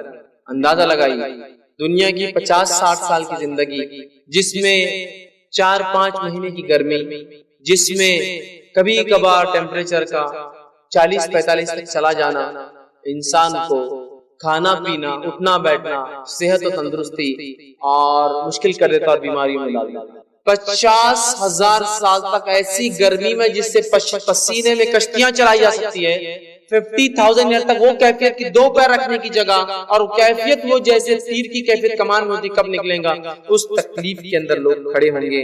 اسی طرح جو ہے کفار اور مشرکین کے لیے حشر کا نصف دن، یہ تو عام لوگوں کے لیے، کفار اور مشرکین کے لیے حشر کا آدھا دن 50,000 سال کے برابر، مطلب ان کا ایک دن 1,00,000 سال کے برابر، اور دوسروں کا ایک دن 50,000 سال کے برابر، جو کافر نہیں ہوں گے، گناہگار انسان، فاسق اور فاجر مسلمان، ٹھیک، یا اپنے اپنے دور کے جو بھی لوگ ہوں گے جو مسلمان گزرے، لیکن جو ہے کافر اور فاسق لوگوں کے لیے، جو مشرک لوگ ہوں گے، ان کے لیے 50,000 نہیں، آدھا دن ہی 50,000 سال کے برابر ہوگا۔ اسی طرح جو ہے حدیث کے اندر آتا ہے، طبرانی کی روایت، آپ نے فرمایا کافروں کو حشر میں موت کی غشی جیسی تکلیف کا سامنا ہوگا، جبکہ اہل ایمان کو جو ہے اسی طرح جو ہے کافروں کے جو ہے حشر میں جو ہے موت میں جو ہے غشی جو ہے جیسی تکلیف کا سامنا ہوگا، جبکہ اہل ایمان کو جو ہے ایسی تکلیف ہوں گی جو ہے جیسے کہ جو ہے زکام والی تکلیف، مطلب دوسرے لوگ ایسی تکلیف میں ہوں گے جیسی تکلیف کے اندر جو ہے موت کی تکلیف جو ہوتی نا، اس تکلیف میں جو ہے کافروں کی کیفیت موت والی ہوں گی اور مومنوں کو تکلیف زکام جیسی ہوں گی۔ لیکن میں سمجھتا ہوں یہ بات آپ بھی جانتے ہیں، 50,000 تک اگر کوئی زکام میں گیا تو کیا حال ہے، اور زکام انسان کو کتنا لاغیر کرتا ہے آپ جانتے ہیں۔ دیگر بیماریوں میں انسان سمجھ جاتا ہے، لیکن زکام کی تکلیف سے جسم کا ہر حصہ تکلیف ہے، لیکن پھر بھی موت کی غشی کے مقابلے میں تو یہ تکلیف کم ہے۔ تو کافروں کو موت کی غشی اور مومنوں کو زکام ہے جیسی تکلیف ہوں گی، ٹھیک ہے۔ اسی طرح جو ہے حشر میں جو ہے ہولناکی کی ایک ہولناکی یہ ہے، صحیح بخاری کی روایت ہے، میدان حشر میں سورج 1 میل کے فاصلے پر ہوگا، لوگ اپنے اپنے اعمال کے مطابق پسینے میں ڈوبے ہوئے ہوں گے۔ سورج 1 میل کے فاصلے پر ہے، کیفیت تیر کی کمان میں جو تیر کی کیفیت ہے، جگہ صرف 2 قدم رکھنے کی ہے، اور سورج صرف 1 میل 1.5 کلومیٹر کے فاصلے پر، اسی وجہ سے اتنی شدید پسینہ انسان کے جسم سے جائے گا۔ اسی طرح جو ہے آپ فرماتے اور کہتے ہیں، یہ جو ہے روایت جو ہے حاکم کی ہے، بعض لوگوں کا پسینہ ایڑیوں تک ہوگا، بعض لوگوں کا پسینہ پنڈلیوں تک ہوگا، بعض لوگوں کا پسینہ گھٹنے تک ہوگا، بعض لوگوں کا پسینہ جو ڈوبے ہوئے کمر تک ہوگا، بعض لوگوں کا پسینہ کاندھوں تک ہوگا، بعض لوگ اپنے پسینے کے اندر سوئم کر رہے ہوں گے، تیر رہے ہوں گے، اور بعض لوگوں کے پسینے کے تعلق سے آپ فرماتے ہیں اتنا پسینہ نکلیں گا کہ زمین میں 140 میٹر تک چلا جائے گا۔ یہ اوپر کی کیفیت اور یہ نیچے کی کیفیت، مطلب ارض محشر چوسیں گی تو 70 باغ کے لفظ حدیث میں، اور 70 باغ کو اگر آج کی اس میں تبدیل کیا جائے تو 140 میٹر پسینہ اوپر بھی اتنا، زمین کے اندر بھی انسان پسینہ اس کا جذب ہو جائیں گا اتنا زیادہ۔ اسی طرح جو ہے محشر میں جو ہے گروہ بندی کر دی جائے گی، ہر انسان اپنے جیسے اعمال والے کے ساتھ ٹیم میں ہوں گا، گروہ بندی ہوں گی۔ اور اللہ رب العزت نے سورہ یاسین سورہ 36 آیت 59 میں فرمایا وَامْتَازُوا الْيَوْمَ أَيُّهَا الْمُجْرِمُونَ، اب امتیاز کر دو، الگ کر دو مجرموں کو، اور ہر جرم والا اپنے جرم کے ایک جیسے ساتھیوں کے ساتھ ایک ایک جگہ مختلف مقامات پر بہرحال جمع کر دیے جائیں گے۔ اسی طرح ہم دیکھتے ہیں جو ہے حشر میں جو ہے گروہ بندی کے بعد جو چیز ہوں گی، گروہ بندی کے بعد جو چیز ہوں گی بہرحال وہ یہ ہے کہ جو حشر میں ہر آدمی اپنے جو ہے نبی کے ساتھ ہوں گا، سب سے زیادہ لوگ محمد صلی اللہ علیہ وسلم کے ساتھ ہوں گے، ٹھیک ہے۔ اور اس بات کو جو ہے بخاری میں جو ہے امام بخاری نے روایت کیا۔ اسی طرح جو ہے حشر اور اہل ایمان کا کیا حال ہوگا، اب ایمان والوں کا کیا حال ہوگا، تو آپ سب فرماتے اور کہتے ہیں، یہ ابن حبان کی روایت ہے، تمام انبیاء کرام حشر میں نور کے ممبروں پر جلوہ افروز ہوں گے، اور محمد صلی اللہ علیہ وسلم کا ممبر سب سے اونچا اور سب سے خوبصورت، کیونکہ انبیاء علیہ السلام کو اسپیشل پریویلیجز ملیں گے۔ ہو سکتا ہے شروعات میں یہ کیفیت ہو اور بعد میں پھر اعمال کے حساب سے لوگ بٹھا دیا جائے، واللہ اعلم۔ تو بہرحال نور کے ممبر ہوں گے سارے انبیاء، اور محمد صلی اللہ علیہ وسلم کا ممبر سب سے اونچا سب سے اعلیٰ ہوگا۔ اسی طرح جامع ترمذی کی روایت آپ نے فرمایا تمام انبیاء کرام کو میدان حشر میں جھنڈے دیے جائیں گے جس کے تلے ان کی قوم کھڑی ہوں گی، اور سب سے اعلیٰ اور سب سے اونچا جھنڈا محمد صلی اللہ علیہ وسلم کو دیا جائے گا۔ اور آپ کے جھنڈے کی خصوصیت ہوں گی کہ آپ کے جھنڈے کے تلے دیگر انبیاء بھی آ کر شامل ہو جائیں گے، حالانکہ ان کی قومیں ان کے جھنڈے تلے ہوں گے، لیکن آپ صلی اللہ علیہ وسلم پورے محشر کی لیڈرشپ ہوں گی آپ کے پاس کہ آپ کا سب سے اونچا اعلیٰ جھنڈا، اور ساری قومیں اپنے اپنے نبی کے جھنڈے تلے، اور وہ سارے نبی محمد صلی اللہ علیہ وسلم کے جھنڈے تلے، ٹھیک ہے۔ تو یہ مقام ہے محمد صلی اللہ علیہ وسلم اور آپ کی ذات کا۔ بہرحال اسی طرح جو ہے سورہ انبیاء سورہ نمبر 21 آیت میں 103 میں اللہ فرماتا ہے اہل ایمان حشر میں ہر طرح کی گھبراہٹ اور پریشانی اور ذلت اور رسوائی سے محفوظ رہیں گے۔ اللہ تعالیٰ ایمان والوں کو ایسے مقام پر اپنے بندوں کو، نیک لوگوں کو محفوظ رکھیں گا۔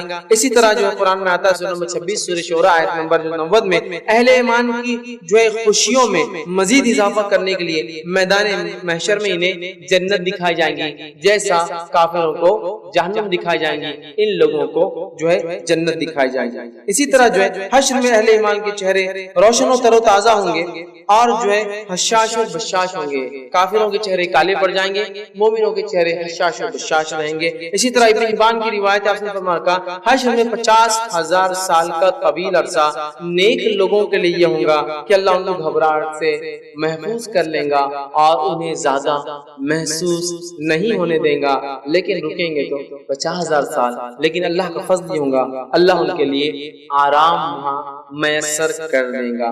اسی طرح جو ہے حشر میں اب اللہ کی عدالت کا کیا معاملہ ہوگا اور نیکیوں کی فضیلت کیا ہے, میں اس پر بات واضح ہو رہی ہے. نیک لوگوں کو ہر جگہ چھوٹ ہے, قبر کے اندر جنت دکھا دی جا رہی ہے, ان کا مقام.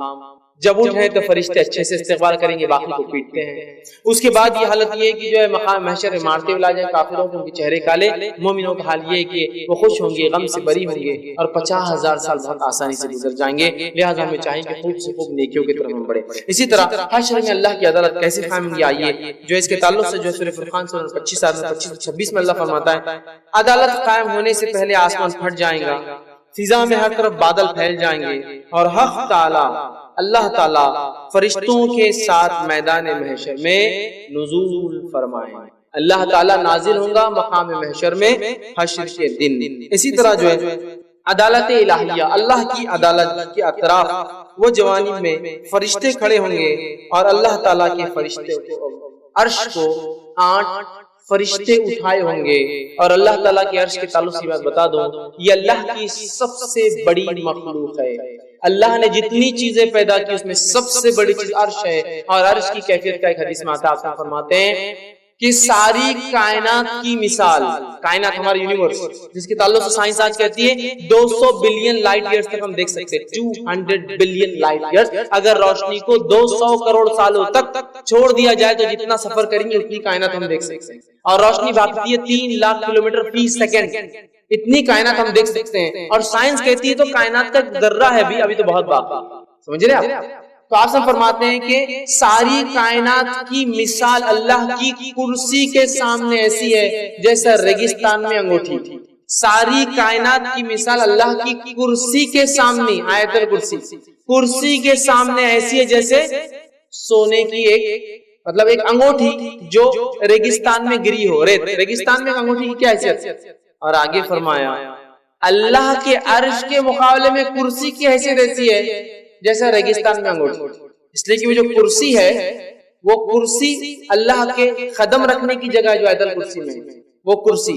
عرش اس کے اوپر والی, سمجھ رہے ہیں؟ تو یہ کرسی ہے اور یہ عرش ہے. عرش اللہ کی سب سے بڑی مخلوق ہے, اس سے بڑی چیز اللہ نے دی. تو وہ عرش لے کر 8 فرشتے اس عرش کو اٹھائے ہوں گے. سورہ حاقہ سورہ 69 آیت 17. اسی طرح جو ہے عدالت الہیہ کے گواہ کون کون ہوں گے, وہ عدالت جو قائم ہوں گی, وٹنسز کون ہوں گے, آئیے دیکھتے ہیں. امت محمدیہ کو اسلام جو ہے پہنچانے کی گواہی خود رسول اللہ صلی اللہ علیہ وسلم دیں گے. پہلے گواہ جو بنیں گے اس روز وہ محمد صلی اللہ علیہ وسلم ہوں گے اور وہ کہیں گے اللہ میں نے اسلام ان تک پہنچایا. اس کے بعد دیگر امتوں کے انبیاء کرام اپنی اپنی امتوں کے بارے میں کہیں گے اللہ ہم نے اسلام کو پہنچا. تو پہلے گواہ مقام محشر میں اللہ کی عدالت میں انبیاء علیہ السلام کی جماعت بنیں گے. اس کے بعد جو امتیں اپنے انبیاء کو جھٹلانے کی کوشش کریں گے, چونکہ جہنم لائی جائیں گے نا, تو جھٹلانے میں ہم کو تو پیغام نہیں پہنچا, تو اللہ تعالیٰ امت محمدیہ کے علماء اور ان کے فضلاء, ان کے دین کا علم رکھنے والوں کو لائیں گا اور وہ گواہی دیں گے ان انبیاء پہ کہ ہاں ان نبیوں نے پیغام کو پہنچا. تو گویا محمد صلی اللہ علیہ وسلم اور دیگر انبیاء گواہ اور دیگر انبیاء پر اس امت کے علماء اور فضلاء نیک لوگ گواہ بنیں گے, یہ بھی گواہ ہے. اسی طرح جو ہے کرامن کاتبین کا تیار کردہ رجسٹر بھی گواہ ہوگا, ریٹرن ہوتا ہے. کرامن کاتبین وہ 2 لکھنے والے, کرام والے, ان کا رجسٹر بھی گواہ بننے والا ہے اور وہ گواہی اعمال کی گواہی دیں گے. اسی طرح انسان کے ہاتھ پاؤں اور دیگر اعضاء اللہ کی عدالت میں گواہی دیں گے اور سب سے پہلے ران 28 سب سے پہلے گواہی دینے والے اس سے کیا کیا کام کیا انسان, یا اس کے ذریعے سے کیا اچھائی اور کیا برائی. پھر اس کے بعد ہاتھ پیر منہ اور ہر چیز ہوں گی, حتیٰ کہ جب اللہ تعالیٰ انسان سے پوچھیں گا, چونکہ جہنم دیکھ چکا ہوں گا, اپنے اعمال سے پریشان ہوں گا تو جھوٹ بولنا شروع کر دیں گا. اللہ سب سے پہلے جس اعضاء کی گواہی نہیں لیں گا وہ زبان ہوگی بند کر دیں گا اور کہیں گا دوسرے اعضاء کو اب تم دو, اور دوسرے اعضاء پھر گواہی دینا شروع کریں, جس میں سب سے پہلے ران مانڈی گواہی دیں گے انسان کے خلاف یا اس کے حق. ٹھیک. اسی طرح جو ہے جو چیزیں قیامت کے روز گواہ بنیں گی، اس میں جو چیزیں وہ یہ انگلیاں گواہی دیں گی، جس پہ انسان تسبیح پڑھتا تھا، اچھا ہے اللہ یہ تسبیح پڑھتا تھا، انگلیاں گواہی دیں گی، اور صحیح بات یہ ہے کہ تسبیح کو سیدھے ہاتھ سے پڑھنا چاہیے، ٹھیک، تو انگلیاں گواہی دیں گی تسبیح پڑھنے والی۔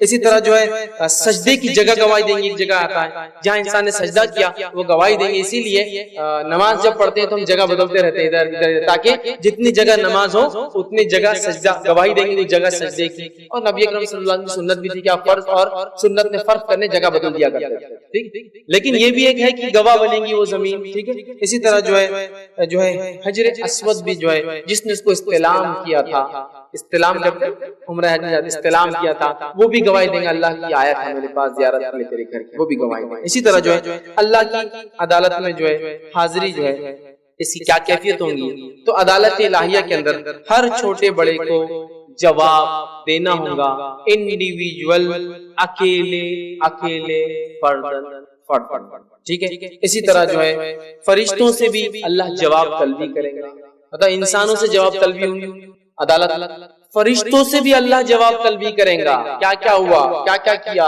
گواہ بنے تھے کیا، ان پر جواب طلبی کریں گا۔ تیسرا رسولوں سے بھی جواب طلبی ہوں گی، انبیاء سے پوچھیں گا کیا پہنچایا تھا نہیں پہنچایا تھا قوم کو پیغام۔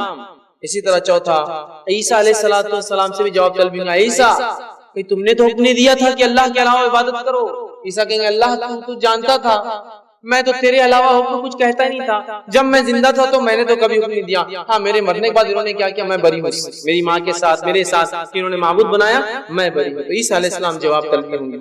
اولیاء اللہ سے جواب طلبی ہوں گی، جو نیک لوگ ہوں گے اللہ ان سے پوچھیں گا کیا تم نے اپنی زندگی میں حکم دیا تھا لوگوں کو کہ تمہارے جانے کے بعد تم سے مانگے حاجتیں پوری کروائے، وہ بھی کہیں گے نیک لوگ اللہ ہم نے کبھی نہیں بولا تھا ان کو یہ کام کرنے کا۔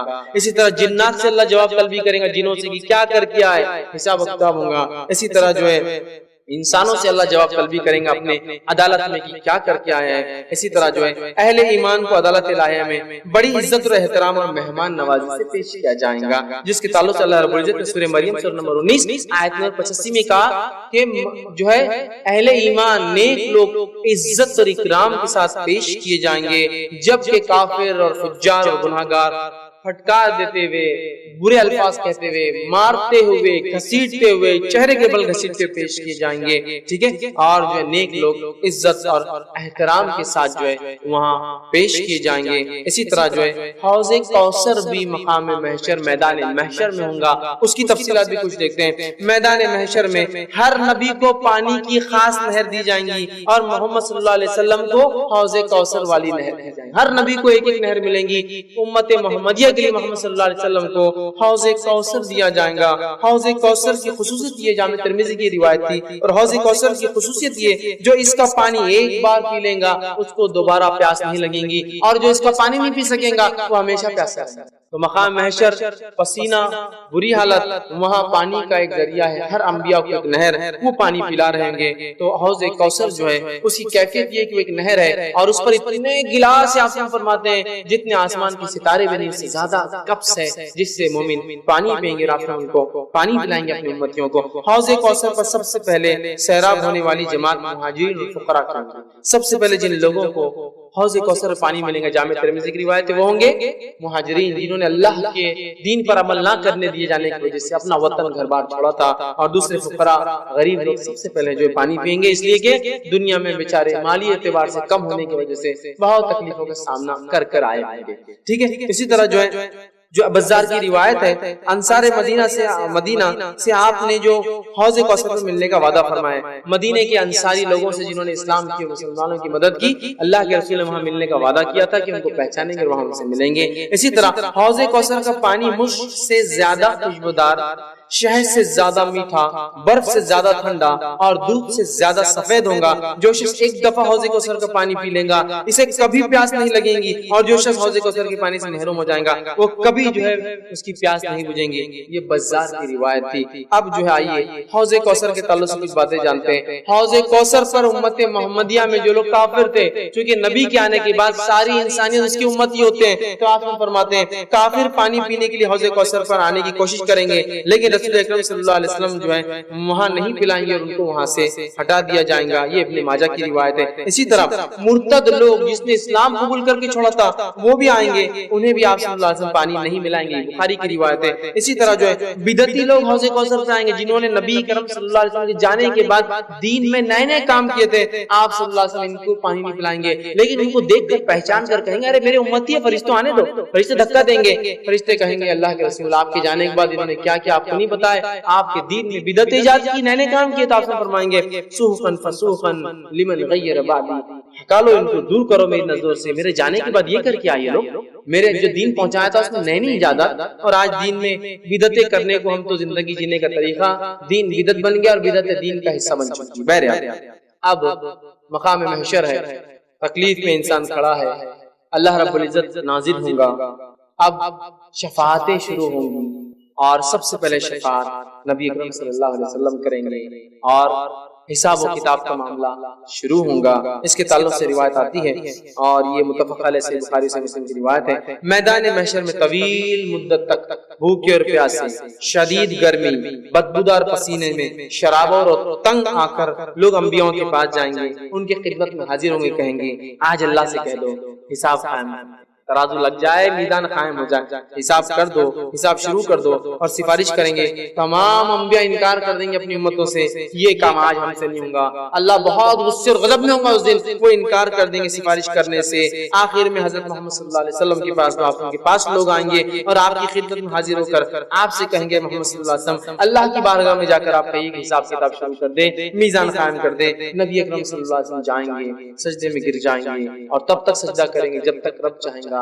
پھر اللہ تعالیٰ کہیں گا اے محمد صلی اللہ علیہ وسلم اٹھو, بولو, سنے جاؤں, سفارش کرو, قبول کیے جاؤں گے. اور آپ صلی اللہ علیہ وسلم سفارش کریں گے. اس کو جو ہے شفاعت کبریٰ کہتے ہیں, بڑی شفاعت, سب سے بڑی شفاعت یہی ہوں گی. اللہ تعالیٰ سے دعا ہے کہ اللہ تعالیٰ ہمیں اس شفاعت میں شامل کرے. ٹھیک, تو یہ پہلی شفاعت ہوں گی, مطلب لوگ چاہیں گے کہ میزان قائم ہو جائے, حساب ہو, اللہ حساب نہیں لیں گا. 50,000 سال تک پسینے میں ڈوبے ہوئے لوگ کھڑے ہوں گے, وہ سوچیں گے انبیاء ایک ذریعہ ہے جہاں سے جا کر ہم کہیں گے کہ میزان قائم ہو جائے, حساب ہو جائے. لوگ جائیں گے, اور یہ روایت بہت لمبی ہے اس لیے میں اس کو لے نہیں رہا ہوں, یاد رکھیے, ورنہ یہ روایت اگر میں آپ کے سامنے رکھوں تو جو لوگوں نے اپنے خود ساختہ شفیع بنا لیا نا, یہ سفارش کریں گے, وہ کریں گے, سب کا وجود تو دور, یہاں بڑے بڑے انبیاء کانپ رہے ہوں گے. اور حدیث کے الفاظ مختصر یہ کہ لوگ جائیں گے کہیں گے آدم تم ہمارے باپ ہو, آج سفارش کرو کہ میزان قائم ہو جائے, حساب کتاب شروع ہو جائے. یہ کوئی جنت میں جانے کی سفارش نہیں, صرف میزان قائم کرنے کی کہ حساب کتاب ہو جائے. اس تکلیف سے تو ہم بچیں جو سورج 1 میل کے فاصلے پر پسینے میں ڈوبے, بدبودار, ہمیں کچھ تو حساب ہو جائے. تو آدم علیہ السلام کہیں گے آج میں سفارش نہیں کرتا ہوں, اللہ اتنے غضب میں ہے کہ اس سے پہلے کبھی نہیں تھا, میں ڈرتا ہوں کہیں میری وہ خطا پکڑ لی جو مجھ سے اللہ نے کہا تھا اس جھاڑ کے قریب مت جانا آدم, میں چلا گیا تھا اور کھا لیا تھا, تو میں تو کہیں کا نہیں رہوں گا.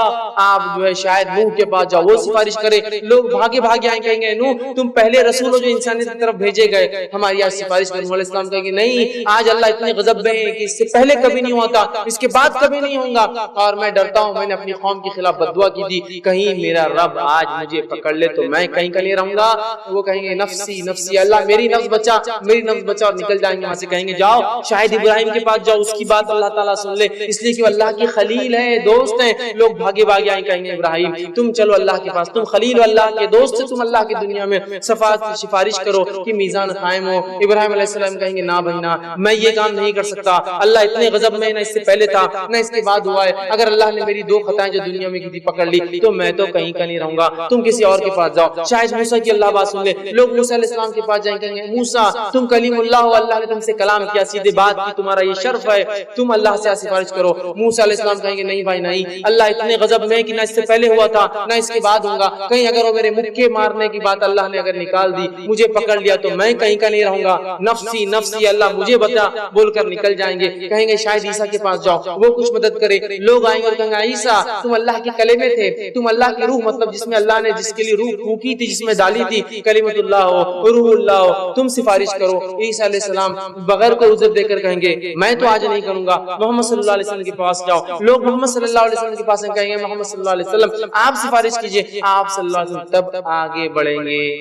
اللہ کلمات سکھائیں گا دعا کے، آپ ان کلمات کو یاد کر کے سجدے میں گر جائیں گے، اتنی دیر گرے رہیں گے جتنی دیر حدیث میں اللہ چاہیں گا، پھر اللہ کہیں گے محمد اٹھو سفارش کرو، قبول کیے جاؤں گے۔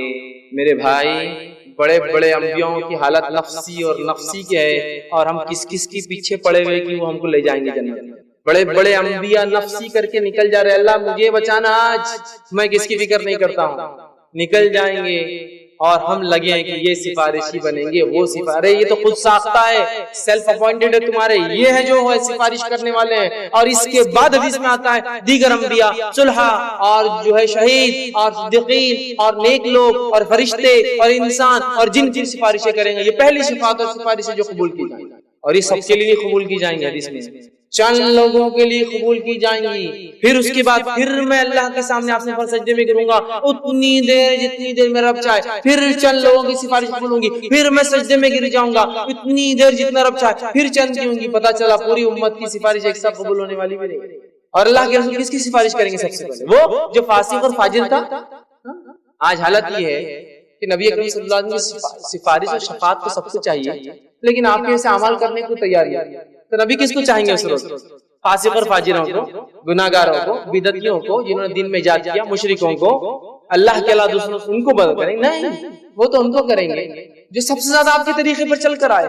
آج سب سے زیادہ ان کے طریقے کو چھوڑ کر سب سے زیادہ امیدیں لگا بیٹھے کہ ہم جو ہے جنت میں جانے والے، کیوں؟ ہمارے نبی سے کریں گے، ہم یقیناً توقع رکھتے ہیں، امید کرتے ہیں، اللہ سے دعا بھی کرتے ہیں کہ یقیناً ہم اس شفاعت میں شامل ہو، لیکن اس کے لیے کچھ اعمال بھی کرنے پڑتے ہیں، یاد رکھیے۔ اور جو ہے شفاعت کبریٰ کے لیے رسول اللہ صلی اللہ علیہ وسلم جنت کا دروازہ کھلوائیں گے۔ رسول اللہ صلی اللہ علیہ وسلم جو عرش کے نیچے پہنچ کر سجدے میں گر پڑیں گے، اللہ تعالیٰ کی دیر تک حمد و ثنا کریں گے، پھر سفارش کی اجازت دی جائے گی۔ صحیح مسلم کے الفاظ ہیں۔ اس کے بعد جو ہے شفاعت کبریٰ کے نتیجے میں سب سے پہلے امت محمدیہ کے 70,000 لوگ بنا حساب کتاب کے ڈالے جائیں گے۔ یہ جامع ترمذی کی روایت ہے، اللہ تعالیٰ ہمیں بھی ان میں شامل کرے۔ اور ان 70,000 کی فضیلت دی جاتی ہے روایت میں، اللہ ان 70,000 میں سے ہر ایک کو کہیں گا جاؤ اور 70,000 کو نکال کے لاؤ، تو گویا ان 50 لاکھ لوگ پہلے سب سے پہلے حساب بغیر حساب کتاب کی جنت میں چلے جائیں۔ 70,000 فرسٹ، پھر وہ 70,000 میں چونکہ ان کے مقامات اتنے اونچے ہوں گے اور یہ پوری انسانیت میں سے، تو اللہ تعالیٰ انہیں کہیں گا جاؤ اور 70,000 نکال، اور ہر اس میں سے ایک اور 70,000 کی سفارش کریں گا، گویا 39 لاکھ لوگ جو ہے نکل کر جو ہے سب سے پہلے جو ہے نکل کر آئیں گے۔ ٹھیک، اسی طرح جو ہے حدیث میں آتا ہے کہ آپ صلی اللہ علیہ وسلم کی سفارش کے نتیجے میں پہلے جو لوگ جو ہے ایمان رکھنے والے جو ہے بہت ان کا ایمان بلند ہوگا والے مسلمان جو ہے نکلتے جائیں گے۔ اس کے بعد جو ہے مسلمان جو ہے وہ لوگ جو گناہگار تھے، فاسق اور فاجر تھے، جو جہنم میں جائیں گے، وہ بھی پھر آپ کی سفارش کے نتیجے میں نکلتے جائیں گے۔ مطلب دو قسم سے سفارش قبول ہوں گی، ایک جو سیدھے جائیں گے اور ایک جن کے گناہ اتنے ہوں گے کہ پھر وہ جہنم ہو کر آئیں گے اور ان کی بھی سفارش محمد صلی اللہ علیہ وسلم کریں گے۔ یہ بات ہمیں پتہ چلتی ہے، لیکن کتنا وقت جائیں گا ہم نہیں جانتے، چونکہ آخرت کی باتیں اس کو سمجھنا کبھی کبھار محال جیسی کیفیت ہو جاتی ہے۔ اسی طرح جو ہے صحیح مسلم کی روایت ہے، رسول اکرم صلی اللہ علیہ وسلم کی سفارش کے بعد دیگر انبیاء کرام، فرشتے، اولیاء، صلحاء اور شہداء سفارش کریں گے۔ صحیح مسلم کی روایت۔ اسی طرح حساب اور کتاب کیسے ہوں گا آئیے اس کے بارے میں دیکھتے ہیں۔ ہر آدمی سے الگ الگ تنہا اللہ تعالیٰ حساب لینے والا ہے۔ سب سے پہلے محمد صلی اللہ علیہ وسلم کا جو حساب ہوگا، یہ ابن ماجہ کی روایت ہے۔ اسی طرح جو ہے حساب و کتاب لیتے ہوئے اللہ تعالیٰ ہر آدمی سے بغیر ترجمان، بغیر حجاب کے راست پرسنل ایک بات کریں گا، یہ بخاری کی روایت ہے۔ اسی طرح حقوق اللہ میں سب سے پہلے نماز کا حساب لیا جائے گا، یہ جامع ترمذی کی روایت ہے۔ اللہ اپنے حق میں سب سے پہلے حساب نماز کا لیں گا، ہمیں نماز کو خوب قائم کرنا چاہیے۔ اور پھر حدیث میں آتا ہے حقوق العباد، بندوں کے حق میں سب سے پہلے جس چیز کا سوال ہوگا وہ خون ہوگا۔ خون تو نہیں بہایا بلا وجہ کسی انسان، تو حقوق اللہ میں سب سے پہلا حساب نماز، حقوق العباد میں سب سے پہلا حساب خون کے فیصلے اللہ تعالیٰ کریں گا۔ اسی کے ساتھ جو ہے مرنے کے بعد اپنے پیچھے چھوڑی گئی نیکی یا برائی کا بھی اللہ تعالیٰ باریکی سے جو حساب لیں گا۔ اس کے بعد جو ہے عدل قائم کرنے کے لیے ایک دفعہ جانور کو بھی اللہ زندہ کریں گا، ان میں بھی حساب کتاب کریں گا، پھر وہ مر جائیں گے، یہ مسند احمد کی روایت ہے۔ اور تمام نعمتیں جو اللہ نے دی تھی حساب میں وہ شامل ہوں گی، اللہ ان نعمتوں کو گنوائیں گا، پوچھیں گا اور اس کا کا حساب لیں گا. اور روایت میں آتا ہے کہ ہر نعمت کا سوال ہوگا, ہر مختلف کان, آنکھ, ناک وغیرہ کا سوال ہوگا. اسی طرح عزت, عہدہ, دولت اور شہرت کا بھی سوال ہوگا. مانا کہ اللہ نے عزت دی تھی, کیا استعمال کیا؟ تو عزت, دولت, شہرت, بیوی, بچوں کی نعمت کا بھی سوال ہوگا. اسی طرح تندرستی, یہاں تک کہ روایت میں آتا ہے جامع ترمذی کی ٹھنڈا پانی بھی اگر دیا تھا تو اس نعمت کو بھی اللہ پوچھیں گا کیا استعمال کیا. ہر چیز جو نعمت ہے اس نعمت کو اللہ کا شکر کر کے استعمال کیجئے, ان کو ضائع کبھی نہ کرے. اسی طرح آسان حساب کیسا ہوگا اور مشکل حساب کیسا ہوگا. آسان حساب کے تعلق سے آتا ہے جن لوگوں کے سیدھے ہاتھ میں نام اعمال دیا جائیں گا, سامنے سے دیا جائیں گا, وہ ان لوگوں کا حساب آسان ہوگا. سورہ انشقاق سورہ نمبر 84 آیت نمبر 7 سے لے کر 9 میں اللہ نے بیان کیا سیدھے ہاتھ میں, سامنے سے. اور اللہ تعالیٰ جو ہے صحیح بخاری کی روایت میں آتا ہے جن لوگوں کے نام اعمال الٹے ہاتھ میں پیچھے سے دیے جائیں گے ان لوگوں کا حساب بہت سخت ہونے والا ہے. تو سیدھے ہاتھ میں سامنے سے دینے والوں کا حساب اچھا ہوگا. آسان حساب پردے میں لیا جائے گا اور گناہ جو ہے بتلائے جائیں گے لیکن مؤاخذہ نہیں ہوگا. آسان حساب یہ کہ اللہ نیک لوگوں کو پردے میں حساب کریں گے, سب کے سامنے نہیں کریں گے, ڈھانک لیں گے نیک لوگ. ٹھیک ہے. اور یہ نیک لوگوں کی خصوصیت کیا تھی جن کو ڈھانک کر اللہ حساب لیں گا؟ حدیث میں آتا ہے جو دنیا میں دوسروں کے عیب ڈھانک دیتے تھے ان کو بھی اللہ وہاں ڈھانک کر حساب لے گا. حالانکہ وہ گناہ بھی کیے ہوں گے لیکن اللہ ان کو چھوڑ دیں گا چونکہ انہوں نے گناہ کیے تھے. لیکن دنیا میں انہوں نے دوسروں کے گناہ نہیں اچھالے تھے تو اللہ آج کہیں گا تیرے گناہ بھی نہیں اچھالتا ہوں, سامنے بھی حساب نہیں لیتا ہوں اور ساتھ تیرے کو معاف بھی کرتا ہوں. چونکہ اگر حساب لے لیا, چھپا کر لیا لیکن سزا مل گئی تو پھر کیا فائدہ ہوا چھپانے کا؟ اللہ اتنا کرم کرنے والا کس پر دنیا میں. جو آج ہمارا معاملہ کیا ہے, عبداللہ صاحب یہ گناہ بچی نے ایسا کی, بیٹے نے ایسا کیا, انہوں نے ایسا کیا, فلاں ایسا کیا, یہ سب سے تعلق نہیں ہے. ہم مسئلہ کوئی معاملات کا نہیں پوچھ رہے تھے کہ شادی بیاہ کرنا نہیں کرنا, کیوں گنوایا؟ نہیں میرے کو لگا وہ شروع کر دیا. اگر یہاں خاموش ہو جاتے ہیں عبداللہ صاحب کا جو بات ہو رہی ہے ایسی کوئی معاملات کا تذکرہ نہیں ہونا جس کے بارے میں آگاہ کرنا ضروری ہے تو خاموش ہونا, پھر کیا کرنا. اچھا اللہ اچھے بہت اچھے انسان ہے اگر کوئی عبداللہ صاحب کے معاملات کیسے, اور عبداللہ اگر واقعی معاملات میں غلط آدمی تو بول سکتے ہیں آپ کیوں غلط, لیکن باقی کیوں خامخواہ کیوں بک بک کسی کی بات, کیوں منہ کھول لیں, چھوڑ دو بھائی. اور خاص طور سے جو گناہ ذاتی ہوتے ہیں نا کسی انسان کا, اس کو کبھی نکالنا نہیں چاہیے. ذاتی گناہ جو انسان گھر میں کمرے میں کرتا ہے اگر معلوم ہو تو خاموش نہیں, چونکہ اس کا تعلق لوگوں سے نہیں ہے نا, اس کے ذات اور اس کے رب کی ذات سے. سمجھ رہے آپ؟ ہوتے ہیں ایسے گناہ انسانوں میں جو انسان سامنے نہیں کرتا ہے, ڈرتا ہے لیکن کر بیٹھتا ہے, انسان ہے تو ان گناہوں کو تو کبھی مت لائے چونکہ اس کا تعلق انسانی معاشرے سے ہے ہی نہیں, اس کے ذاتی. لیکن اچھالنا کتنا آسان ہے ہمارے پاس, جب اچھال دیتے ہیں تو یہ وہ لوگ چھپ کر آڑ میں. اب جب آڑ میں حساب لیں گا اور اگر وہ جہنم جائے تو فائدہ کیا آڑ میں لینے کا, تو اللہ مؤاخذہ تو مطلب حساب سے کریں گا, پکڑ بھی کریں گا لیکن چھوڑ دیں گا کہیں گے تم دنیا میں چھپاتے تھے, چھپا لیا خاموشی جنت چلے. ٹھیک ہے, تو کتنی بڑی بات. آسان حساب پردے میں لیا جائے گا, گناہ بتلائے تو جائیں گے لیکن پکڑ نہیں ہوں گی اس گناہوں پر اور چھوڑ دیا جائے گا. اسی طرح جو ہے جس بندے سے اللہ تعالیٰ آسان حساب لینا چاہیں گا اس سے اللہ تعالیٰ سوال بھی کریں گا اور سبحان اللہ جواب بھی سکھلا دے گا کہ جواب دے گا. اللہ سوال تو سب سے کرنے والی بات ہے, لیکن آسان حساب ان لوگوں کا ہوگا جس سے سوال بھی اللہ اور جواب بھی اللہ. اس سے بڑی بات کیا کہ ایک وائوا ایک ایگزام میں اور لو آپ کا اور سوال بھی ٹیچر کرے اور جواب بھی ٹیچر دے دے, کتنی بڑی بات ہے. تو آسان حساب کی ایک مثال یہ ہے اللہ سوال بھی کرے گا, بندے کو جواب بھی سکھلا دے گا. صحیح بخاری کی روایت ہے. اسی طرح جو ہے مشکل حساب کس کو کہتے ہیں آئیے سنیے. تو جن لوگوں کے نام اعمال الٹے ہاتھ میں پیچھے سے دیے جائیں گے ان لوگوں کا حساب بہت سخت ہونے والا ہے, اس لیے کہ وہ گناہگار, فاسق, فاجر لوگ ہوں گے یا کافر اور منافق بھی ہو سکتے ہیں. ٹھیک ہے. مشکل حساب یہ ہوگا کہ بندے سے پوچھا جائے گا تم نے یہ کیوں کیا, سب سے خطرناک, اور یہ پبلک میں پوچھا جائے گا, اس کو پردے میں نہیں لیں گا. پوری انسانیت سامنے کیوں کیا, اب بندے کو پورا ریزن دینا پڑے گا کہ کیوں کیا تھا. یہ خطرناک حساب, کیوں کیا اللہ خود پوچھیں گا.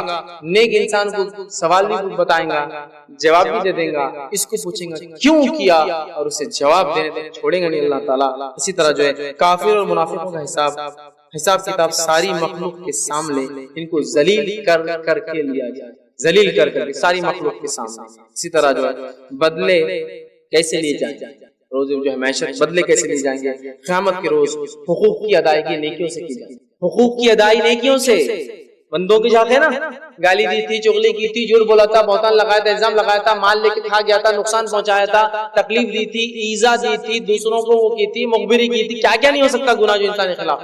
ہاں تو پھر کیا ہوگا؟ بدلہ نیک نیک. ٹرانزیکشن کے لیے میں نے کہا نا، جو سکہ چلنے والا روز قیامت، جو کرنسی ٹرانسفر ہوں گی صرف ایک ہے، نیک اعمال. اور نیک اعمال نہ ہو تو اس کی گناہ اس کے سر پہ ڈالے جائیں گے، دونوں میں سے کوئی ایک چیز. ٹھیک ہے، تو ادائیگی نیکیوں سے ہوں گی، یاد رکھیے. اسی طرح جو میزان، وہ ترازو کیسے لگے گا، اس کے بارے میں کچھ باتیں دیکھتے ہیں. میزان جو ہے پر ایمان لانا ہمارے لیے واجب ہے. بحقی کی روایت نے فرمایا کہ میزان پر ایمان لانا، کہ ترازو اس روز لگیں گے، میزان ترازو کہتے ہیں عام زبان میں، اس پر ایمان لانا واجب ہے. اسی طرح جو ہے حجت قائم کرنے کے لیے لوگوں کے اعمال میزان میں تولے جائیں گے.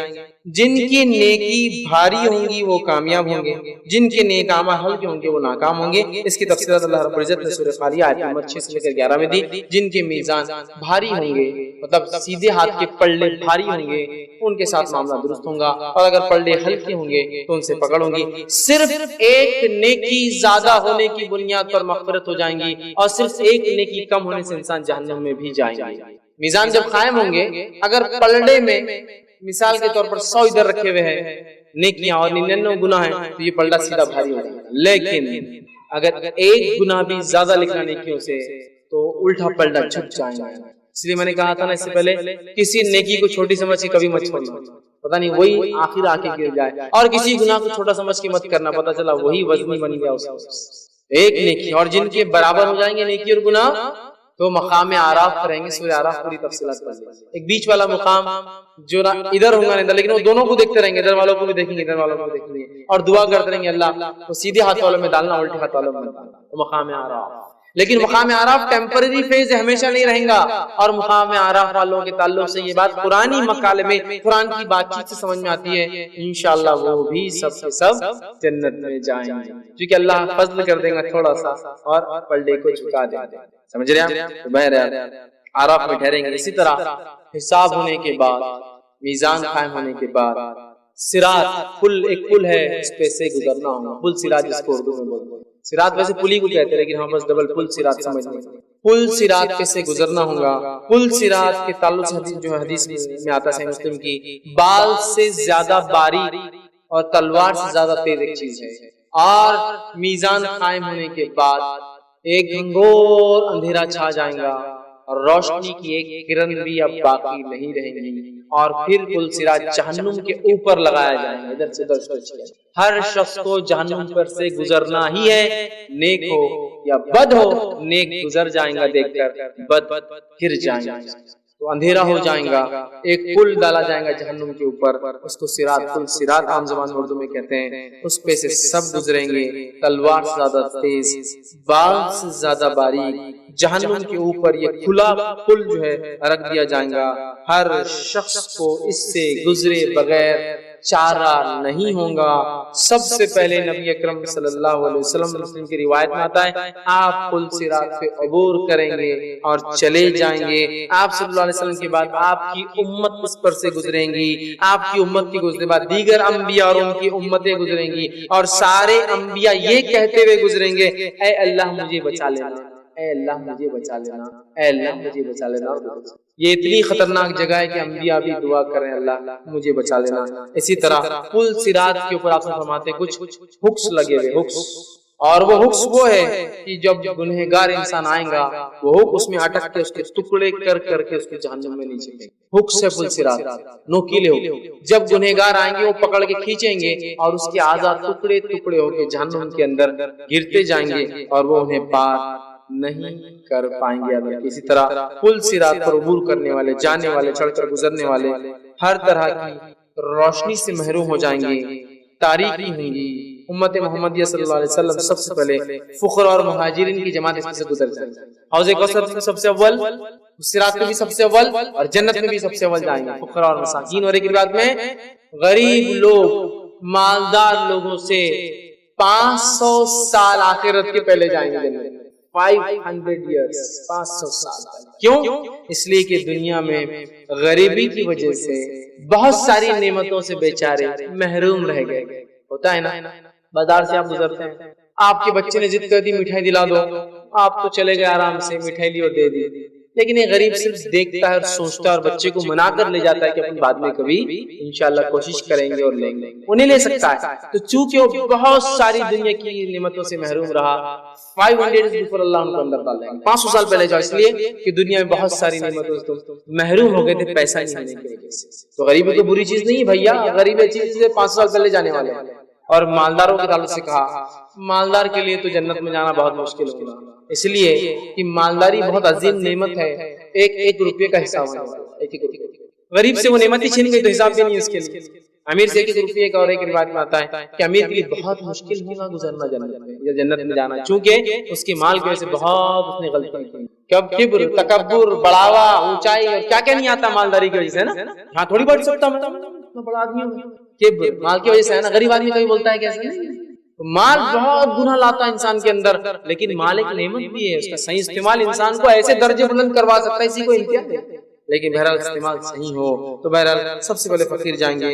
ہر مومن کو پل صراط سے گزرتے وقت 2 نور دیے جائیں گے، ایک سامنے ہوگا اور آگے ہوگا اور دوسرا سیدھے ہاتھ، 2 روشنی سامنے اور ہاتھ پر۔ سب سے چھوٹی روشنی جو ملے گی کسی مومن کو اس کے ایمان کے اعتبار سے وہ انگوٹھے کے ناخن کے برابر ہوں گے، جب سب سے کم روشنی۔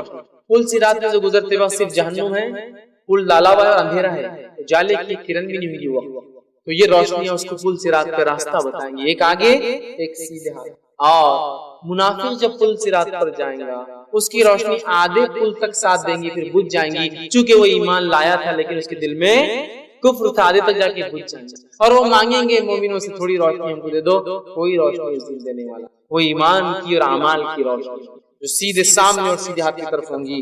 تو جو ہر آدمی اپنے نور اور روشنی کے مطابق جائیں گا، اور ہر آدمی نور کی چمک کے اعتبار سے اتنا تیز ہوگا اور نور کی کمی کے اعتبار سے ہلو ہوگا، سمجھ رہا؟ جتنا نور زیادہ تو مطلب سپیڈ گزرنے کی اتنی زیادہ ہوں گی، جتنا نور کم تو سپیڈ ہلو ہوں گی، وہ تکلیف کو برداشت کرتے ہوئے گزریں گا۔ اور حدیث میں آتا ہے کچھ لوگ پل صراط پر سے پلک جھپکنے کی رفتار سے گزریں گے، کچھ لوگ سوچ کی رفتار سے گزریں گے، کچھ بجلی کی رفتار میں بہت تیز گزر جائیں گے، کچھ لوگ دھیرے دھیرے گزریں گے، کچھ لوگ رینگتی ہوئی رفتار میں گزریں گے۔ ہر آدمی نور کے حساب سے اور جو کام کیے تھے اس کے اعتبار سے گزریں گا۔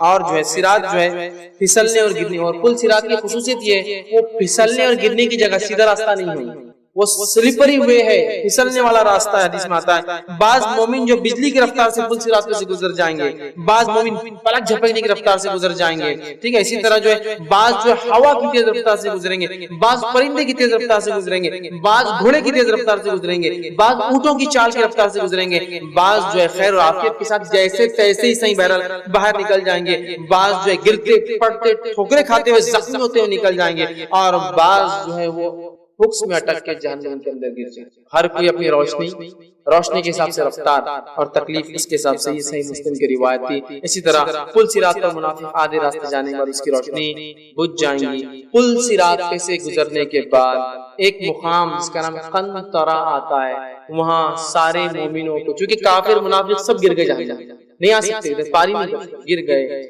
قنطرہ نامی مقام پر سب کو جمع کیا جائے گا، اور یہ روایت صحیح بخاری کی ہے۔ اور فرشتے وہاں آئیں گے، استقبال کریں گے، چاہے رفتار سے آئے ہو چاہے گرتے پڑتے آئے، آ گیا مطلب کامیاب رہا، گر گیا مطلب ناکام رہا۔ اور اس کے بعد استقبال کرنے کے بعد سب سے باہمی رضامندیاں لے لیں گے، یہ اس کو معاف ہو اس کو معاف، سب ختم، گلے شکوے وہاں ختم کرنے کا پوائنٹ ہے قنطرہ۔ آئیں گے سب، گلے شکوے شکایتیں اور بغض اور حسد سب کلیئر کر دی جائیں گے، مطلب مومن پورے جس کو کہیں گے فارمیٹ کر دی جائیں گے، ساری برائیاں سب ختم نیک ہو جائیں گے۔ اور یہ قنطرہ جگہ کی خصوصیت ہے، حساب کتاب برابر ہو گئے اور دل کی برائیاں مٹا دی جائیں گی، اور مومن شیر اور شکر مطلب جس کو کہیں گے کہ ایک دوسرے میں گھل مل جائیں گے، اور تمام اپنی خطاؤں لرزشوں اور گناہ اور کسی نے کوئی ان کے خلاف کیا تھا معاف کر کے اندر چلے جائیں گے۔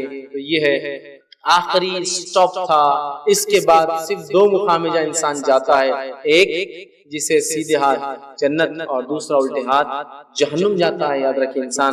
ویسے تو پل صراط پر لوگ گر گئے جو ٹکڑے ہو کے جہنم چلے گئے، اب باقی لوگ جنت جا رہے تھے۔ جنت اور جہنم 2 مقامات تھے، اور اہل جنت کا جنت میں اور اہل جہنم کا جہنم میں ہمیشہ قیام ہوگا۔ جامع ترمذی کی بات، وہ ہمیشہ رہیں گے، اور اہل جنت اور اہل جہنم کو ایک آواز دی جائیں گی، سارے لوگ آ کر جمع ہوں گے، فرشتہ ایک بھیڑ کو پکڑ کر لائیں گا اور اعلان ہوگا یہ موت ہے، یہ موت ہے، جنت اور جہنم کے بیچ لایا جائے گا، جہنمی دیکھ رہے ہوں گے، جنتی دیکھ رہے ہوں گے، ایک بھیڑ لائی جائیں گی اور لا کر فرشتہ کہیں یہ موت ہے، اور موت کو سارے لوگوں کے سامنے ذبح کر دیا جائے گا۔ جنتی خوشی کی لہر سے دوڑ پڑیں گے اور جہنمی اس قدر چیخیں گے، چلائیں گے، کیونکہ اب دونوں کو پتا ہے اب کبھی موت نہیں آنے والی، اب خلد ہمیشہ کی زندگی دونوں کو ملنے والی۔ تو جنتی خوشی سے جھوم اٹھیں گے، جہنمی خوب چیخیں گے، چلائیں گے۔ جامع ترمذی کی روایت میں آپ فرماتے ہیں اگر خوشی سے مرنے کا کوئی معاملہ ہوتا تو جنتی اس کو دیکھ کر خوشی سے مر جاتے، لیکن چونکہ موت نہیں، اگر خوشی سے مرنا کسی چیز سے ہوتا تو اس واقعے کے بعد کیونکہ وہ ہمیشہ جنت میں رہنے والے جنتی خوشی سے مر جاتے، اور اگر کسی صدمے سے موت آنی ہوتی تو یہ صدمہ تھا، اگر جہنمیوں کے لیے موت ہوتی تو یہ صدمے سے ہمیشہ کے لیے مر جاتے، لیکن اب موت نہیں۔ اتنی خوشی ہوں گی کہ اگر دنیا میں سمجھ لیجیے کسی کو خوشی مر جائے اتنی خوشی ہوگی جنت میں، لیکن اب موت نہیں ہے۔ اور جہنمیوں کے تعلق سے آتا ہے اگر مرنا ممکن ہوتا تو جہنمی اس غم سے مر جاتے، اور اگر مرنا ممکن ہوتا خوشی سے تو خوشی سے جنتی مر جاتے، اور غم سے مرنا ممکن ہوتا تو جہنم اس غم سے مر جاتے کہ اب موت نہیں ہے۔ اور اس کے بعد جنتی ہمیشہ نعمتوں میں رہیں گے، اس چیز کو پا چکے ہوں گے جو ان کے رب نے ان کے لیے بنائی ہے، جس کے لیے میں اور آپ اعمال کرتے ہیں، اور جہنمی اس چیز کو پا چکے ہوں گے جس کو وہ مذاق سمجھتے تھے، جس کو وہ مذاق میں لیتے تھے، جس کو وہ معمولی سمجھتے تھے، جس کو وہ چھوٹا سمجھتے تھے۔ یہ ہے محشر سے حساب تک کے حالات۔ جنت کی کیا کیفیت اور نعمتیں ہوں گی، جہنم کی کیا کیفیت اور نعمتیں ہوں گی، جنت میں کون سے عمل لے جاتے ہیں، جہنم میں کون سے عمل لے جاتے ہیں، بہت تفصیل ہے۔ پچھلے رمضان میں نے گفتگو کی تھی، ضرور ان کو دیکھیں۔ اور یہ میرا ٹاپک مکمل ہوا، علامت قیامت، موت، حشر، حساب، جنت اور جہنم، پورا جو ہے ایک وضاحت آخر میں کرنا چاہوں گا کہ جو ترتیب میں میں نے آپ کو باتیں بتائی یہ ترتیب قرآن حدیث میں نہیں آتی ہے، میں نے آپ کے سمجھانے کے لیے ترتیب باندھی ہے۔ تو اگر یہ جو ترتیب میں نے آپ کے سامنے رکھی ہے اگر یہ درست تھی تو اللہ کا فضل تھا کہ ہم نے ایک صحیح چیز کو سمجھ لیا، لیکن ایونٹ مطلب چیز تو ہونے والی، لیکن کس ترتیب میں، 1 کون سا 2 کون سا، یہ میں نے اپنی طرف سے رکھے تھے بات سمجھانے کے لیے، ورنہ اگر میں خالی رکھتا تو بات سمجھ میں نہیں آتی۔ اور اگر اس ترتیب میں کوئی غلطی ہو، میں نے جو بتایا کہ پہلے یہ 2 3، تو اللہ سے میں توبہ کرتا ہوں کہ میری غلطی ہے اور اللہ ہماری اصلاح کر دے۔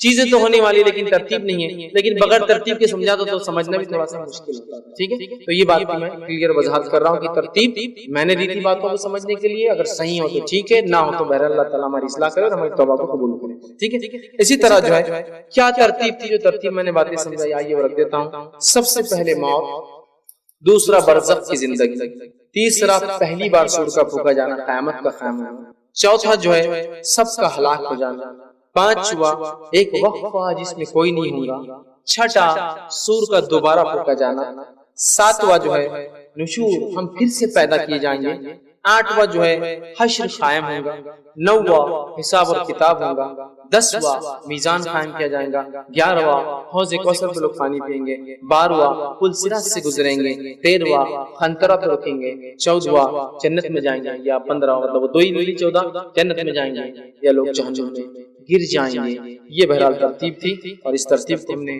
مختلف سالوں میں مختلف دروس میں مکمل کرنے کی کوشش کی۔ تو یہ چند باتیں تھی حشر سے جو ہے حساب تک ہمیں چاہیے۔ اللہ رب العزت سے خوب دعا کرے کہ اللہ تعالیٰ ہمارا حساب جو ہے آسانی کے ساتھ، یہ بہت ضروری چیز یاد رکھیں، جس کے لیے خالی خواہشات کوئی فائدہ نہیں دیں گی، عمل کرنا بہت زیادہ ضروری ہے، بہت زیادہ ضروری ہے۔ تو اللہ کے فضل اور رحم کے بغیر کوئی جنت میں نہیں جائیں گا، لیکن ایسا بھی نہیں ہو کہ عمل نہیں کیا اللہ نے فضل کر دیا، یہ بھی نہیں ہوگا، عمل بھی ضروری ہے، پھر اللہ کا فضل اور اس کا رحم اور اس کا کرم اور اس کا جود ہو جائے تو پھر کیا ہی بات ہے۔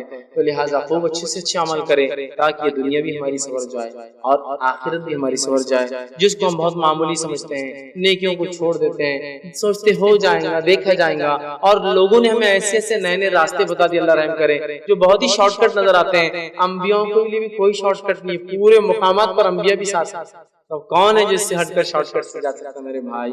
کوئی نہیں جائے گا. یہی ترتیب ہے سب کے لیے، سب کے لیے، سب سے نیک کے لیے اور سب سے بد کے لیے. لہٰذا ہم خوب آخرت کی تیاری کریں اور خوب اچھے سے اچھے عمل کریں. اللہ سے آخر میں دعا کہ اللہ سبحانہ وتعالیٰ جو کچھ کہا سنا گیا اسے عمل کی توفیق عطا فرمائے. ہم تمام کو جو ہے حسن ہمارا خاتمہ کرے، ہم تمام کے لیے دوبارہ اٹھنے میں آسانی کرے، ہم تمام کے لیے حشر میں آسانی کرے، ہم تمام کے لیے جو ہے آخرت میں آسانی کرے، ہم تمام کو جہنم سے آزاد کرے، ہم تمام کا جنت میں جو ہے داخلہ کرے. ہمیں توفیق دے کہ ہم ایسے اعمال کرے جن اعمال سے خوش ہوتا ہے. ہمیں توفیق دے کہ ایسے اعمال سے بچے جن اعمال سے اللہ تو ناراض ہوتا ہے. جب تک ہمیں زندہ رکھ ایمان اور اسلام پر زندہ رکھ، خاتمہ ہمارا ایمان پر ہو. وآخر دعوانا الحمدللہ رب العالمین. سبحان ربک رب العزت عما یصفون وسلام علی المرسلین والحمدللہ رب العالمین.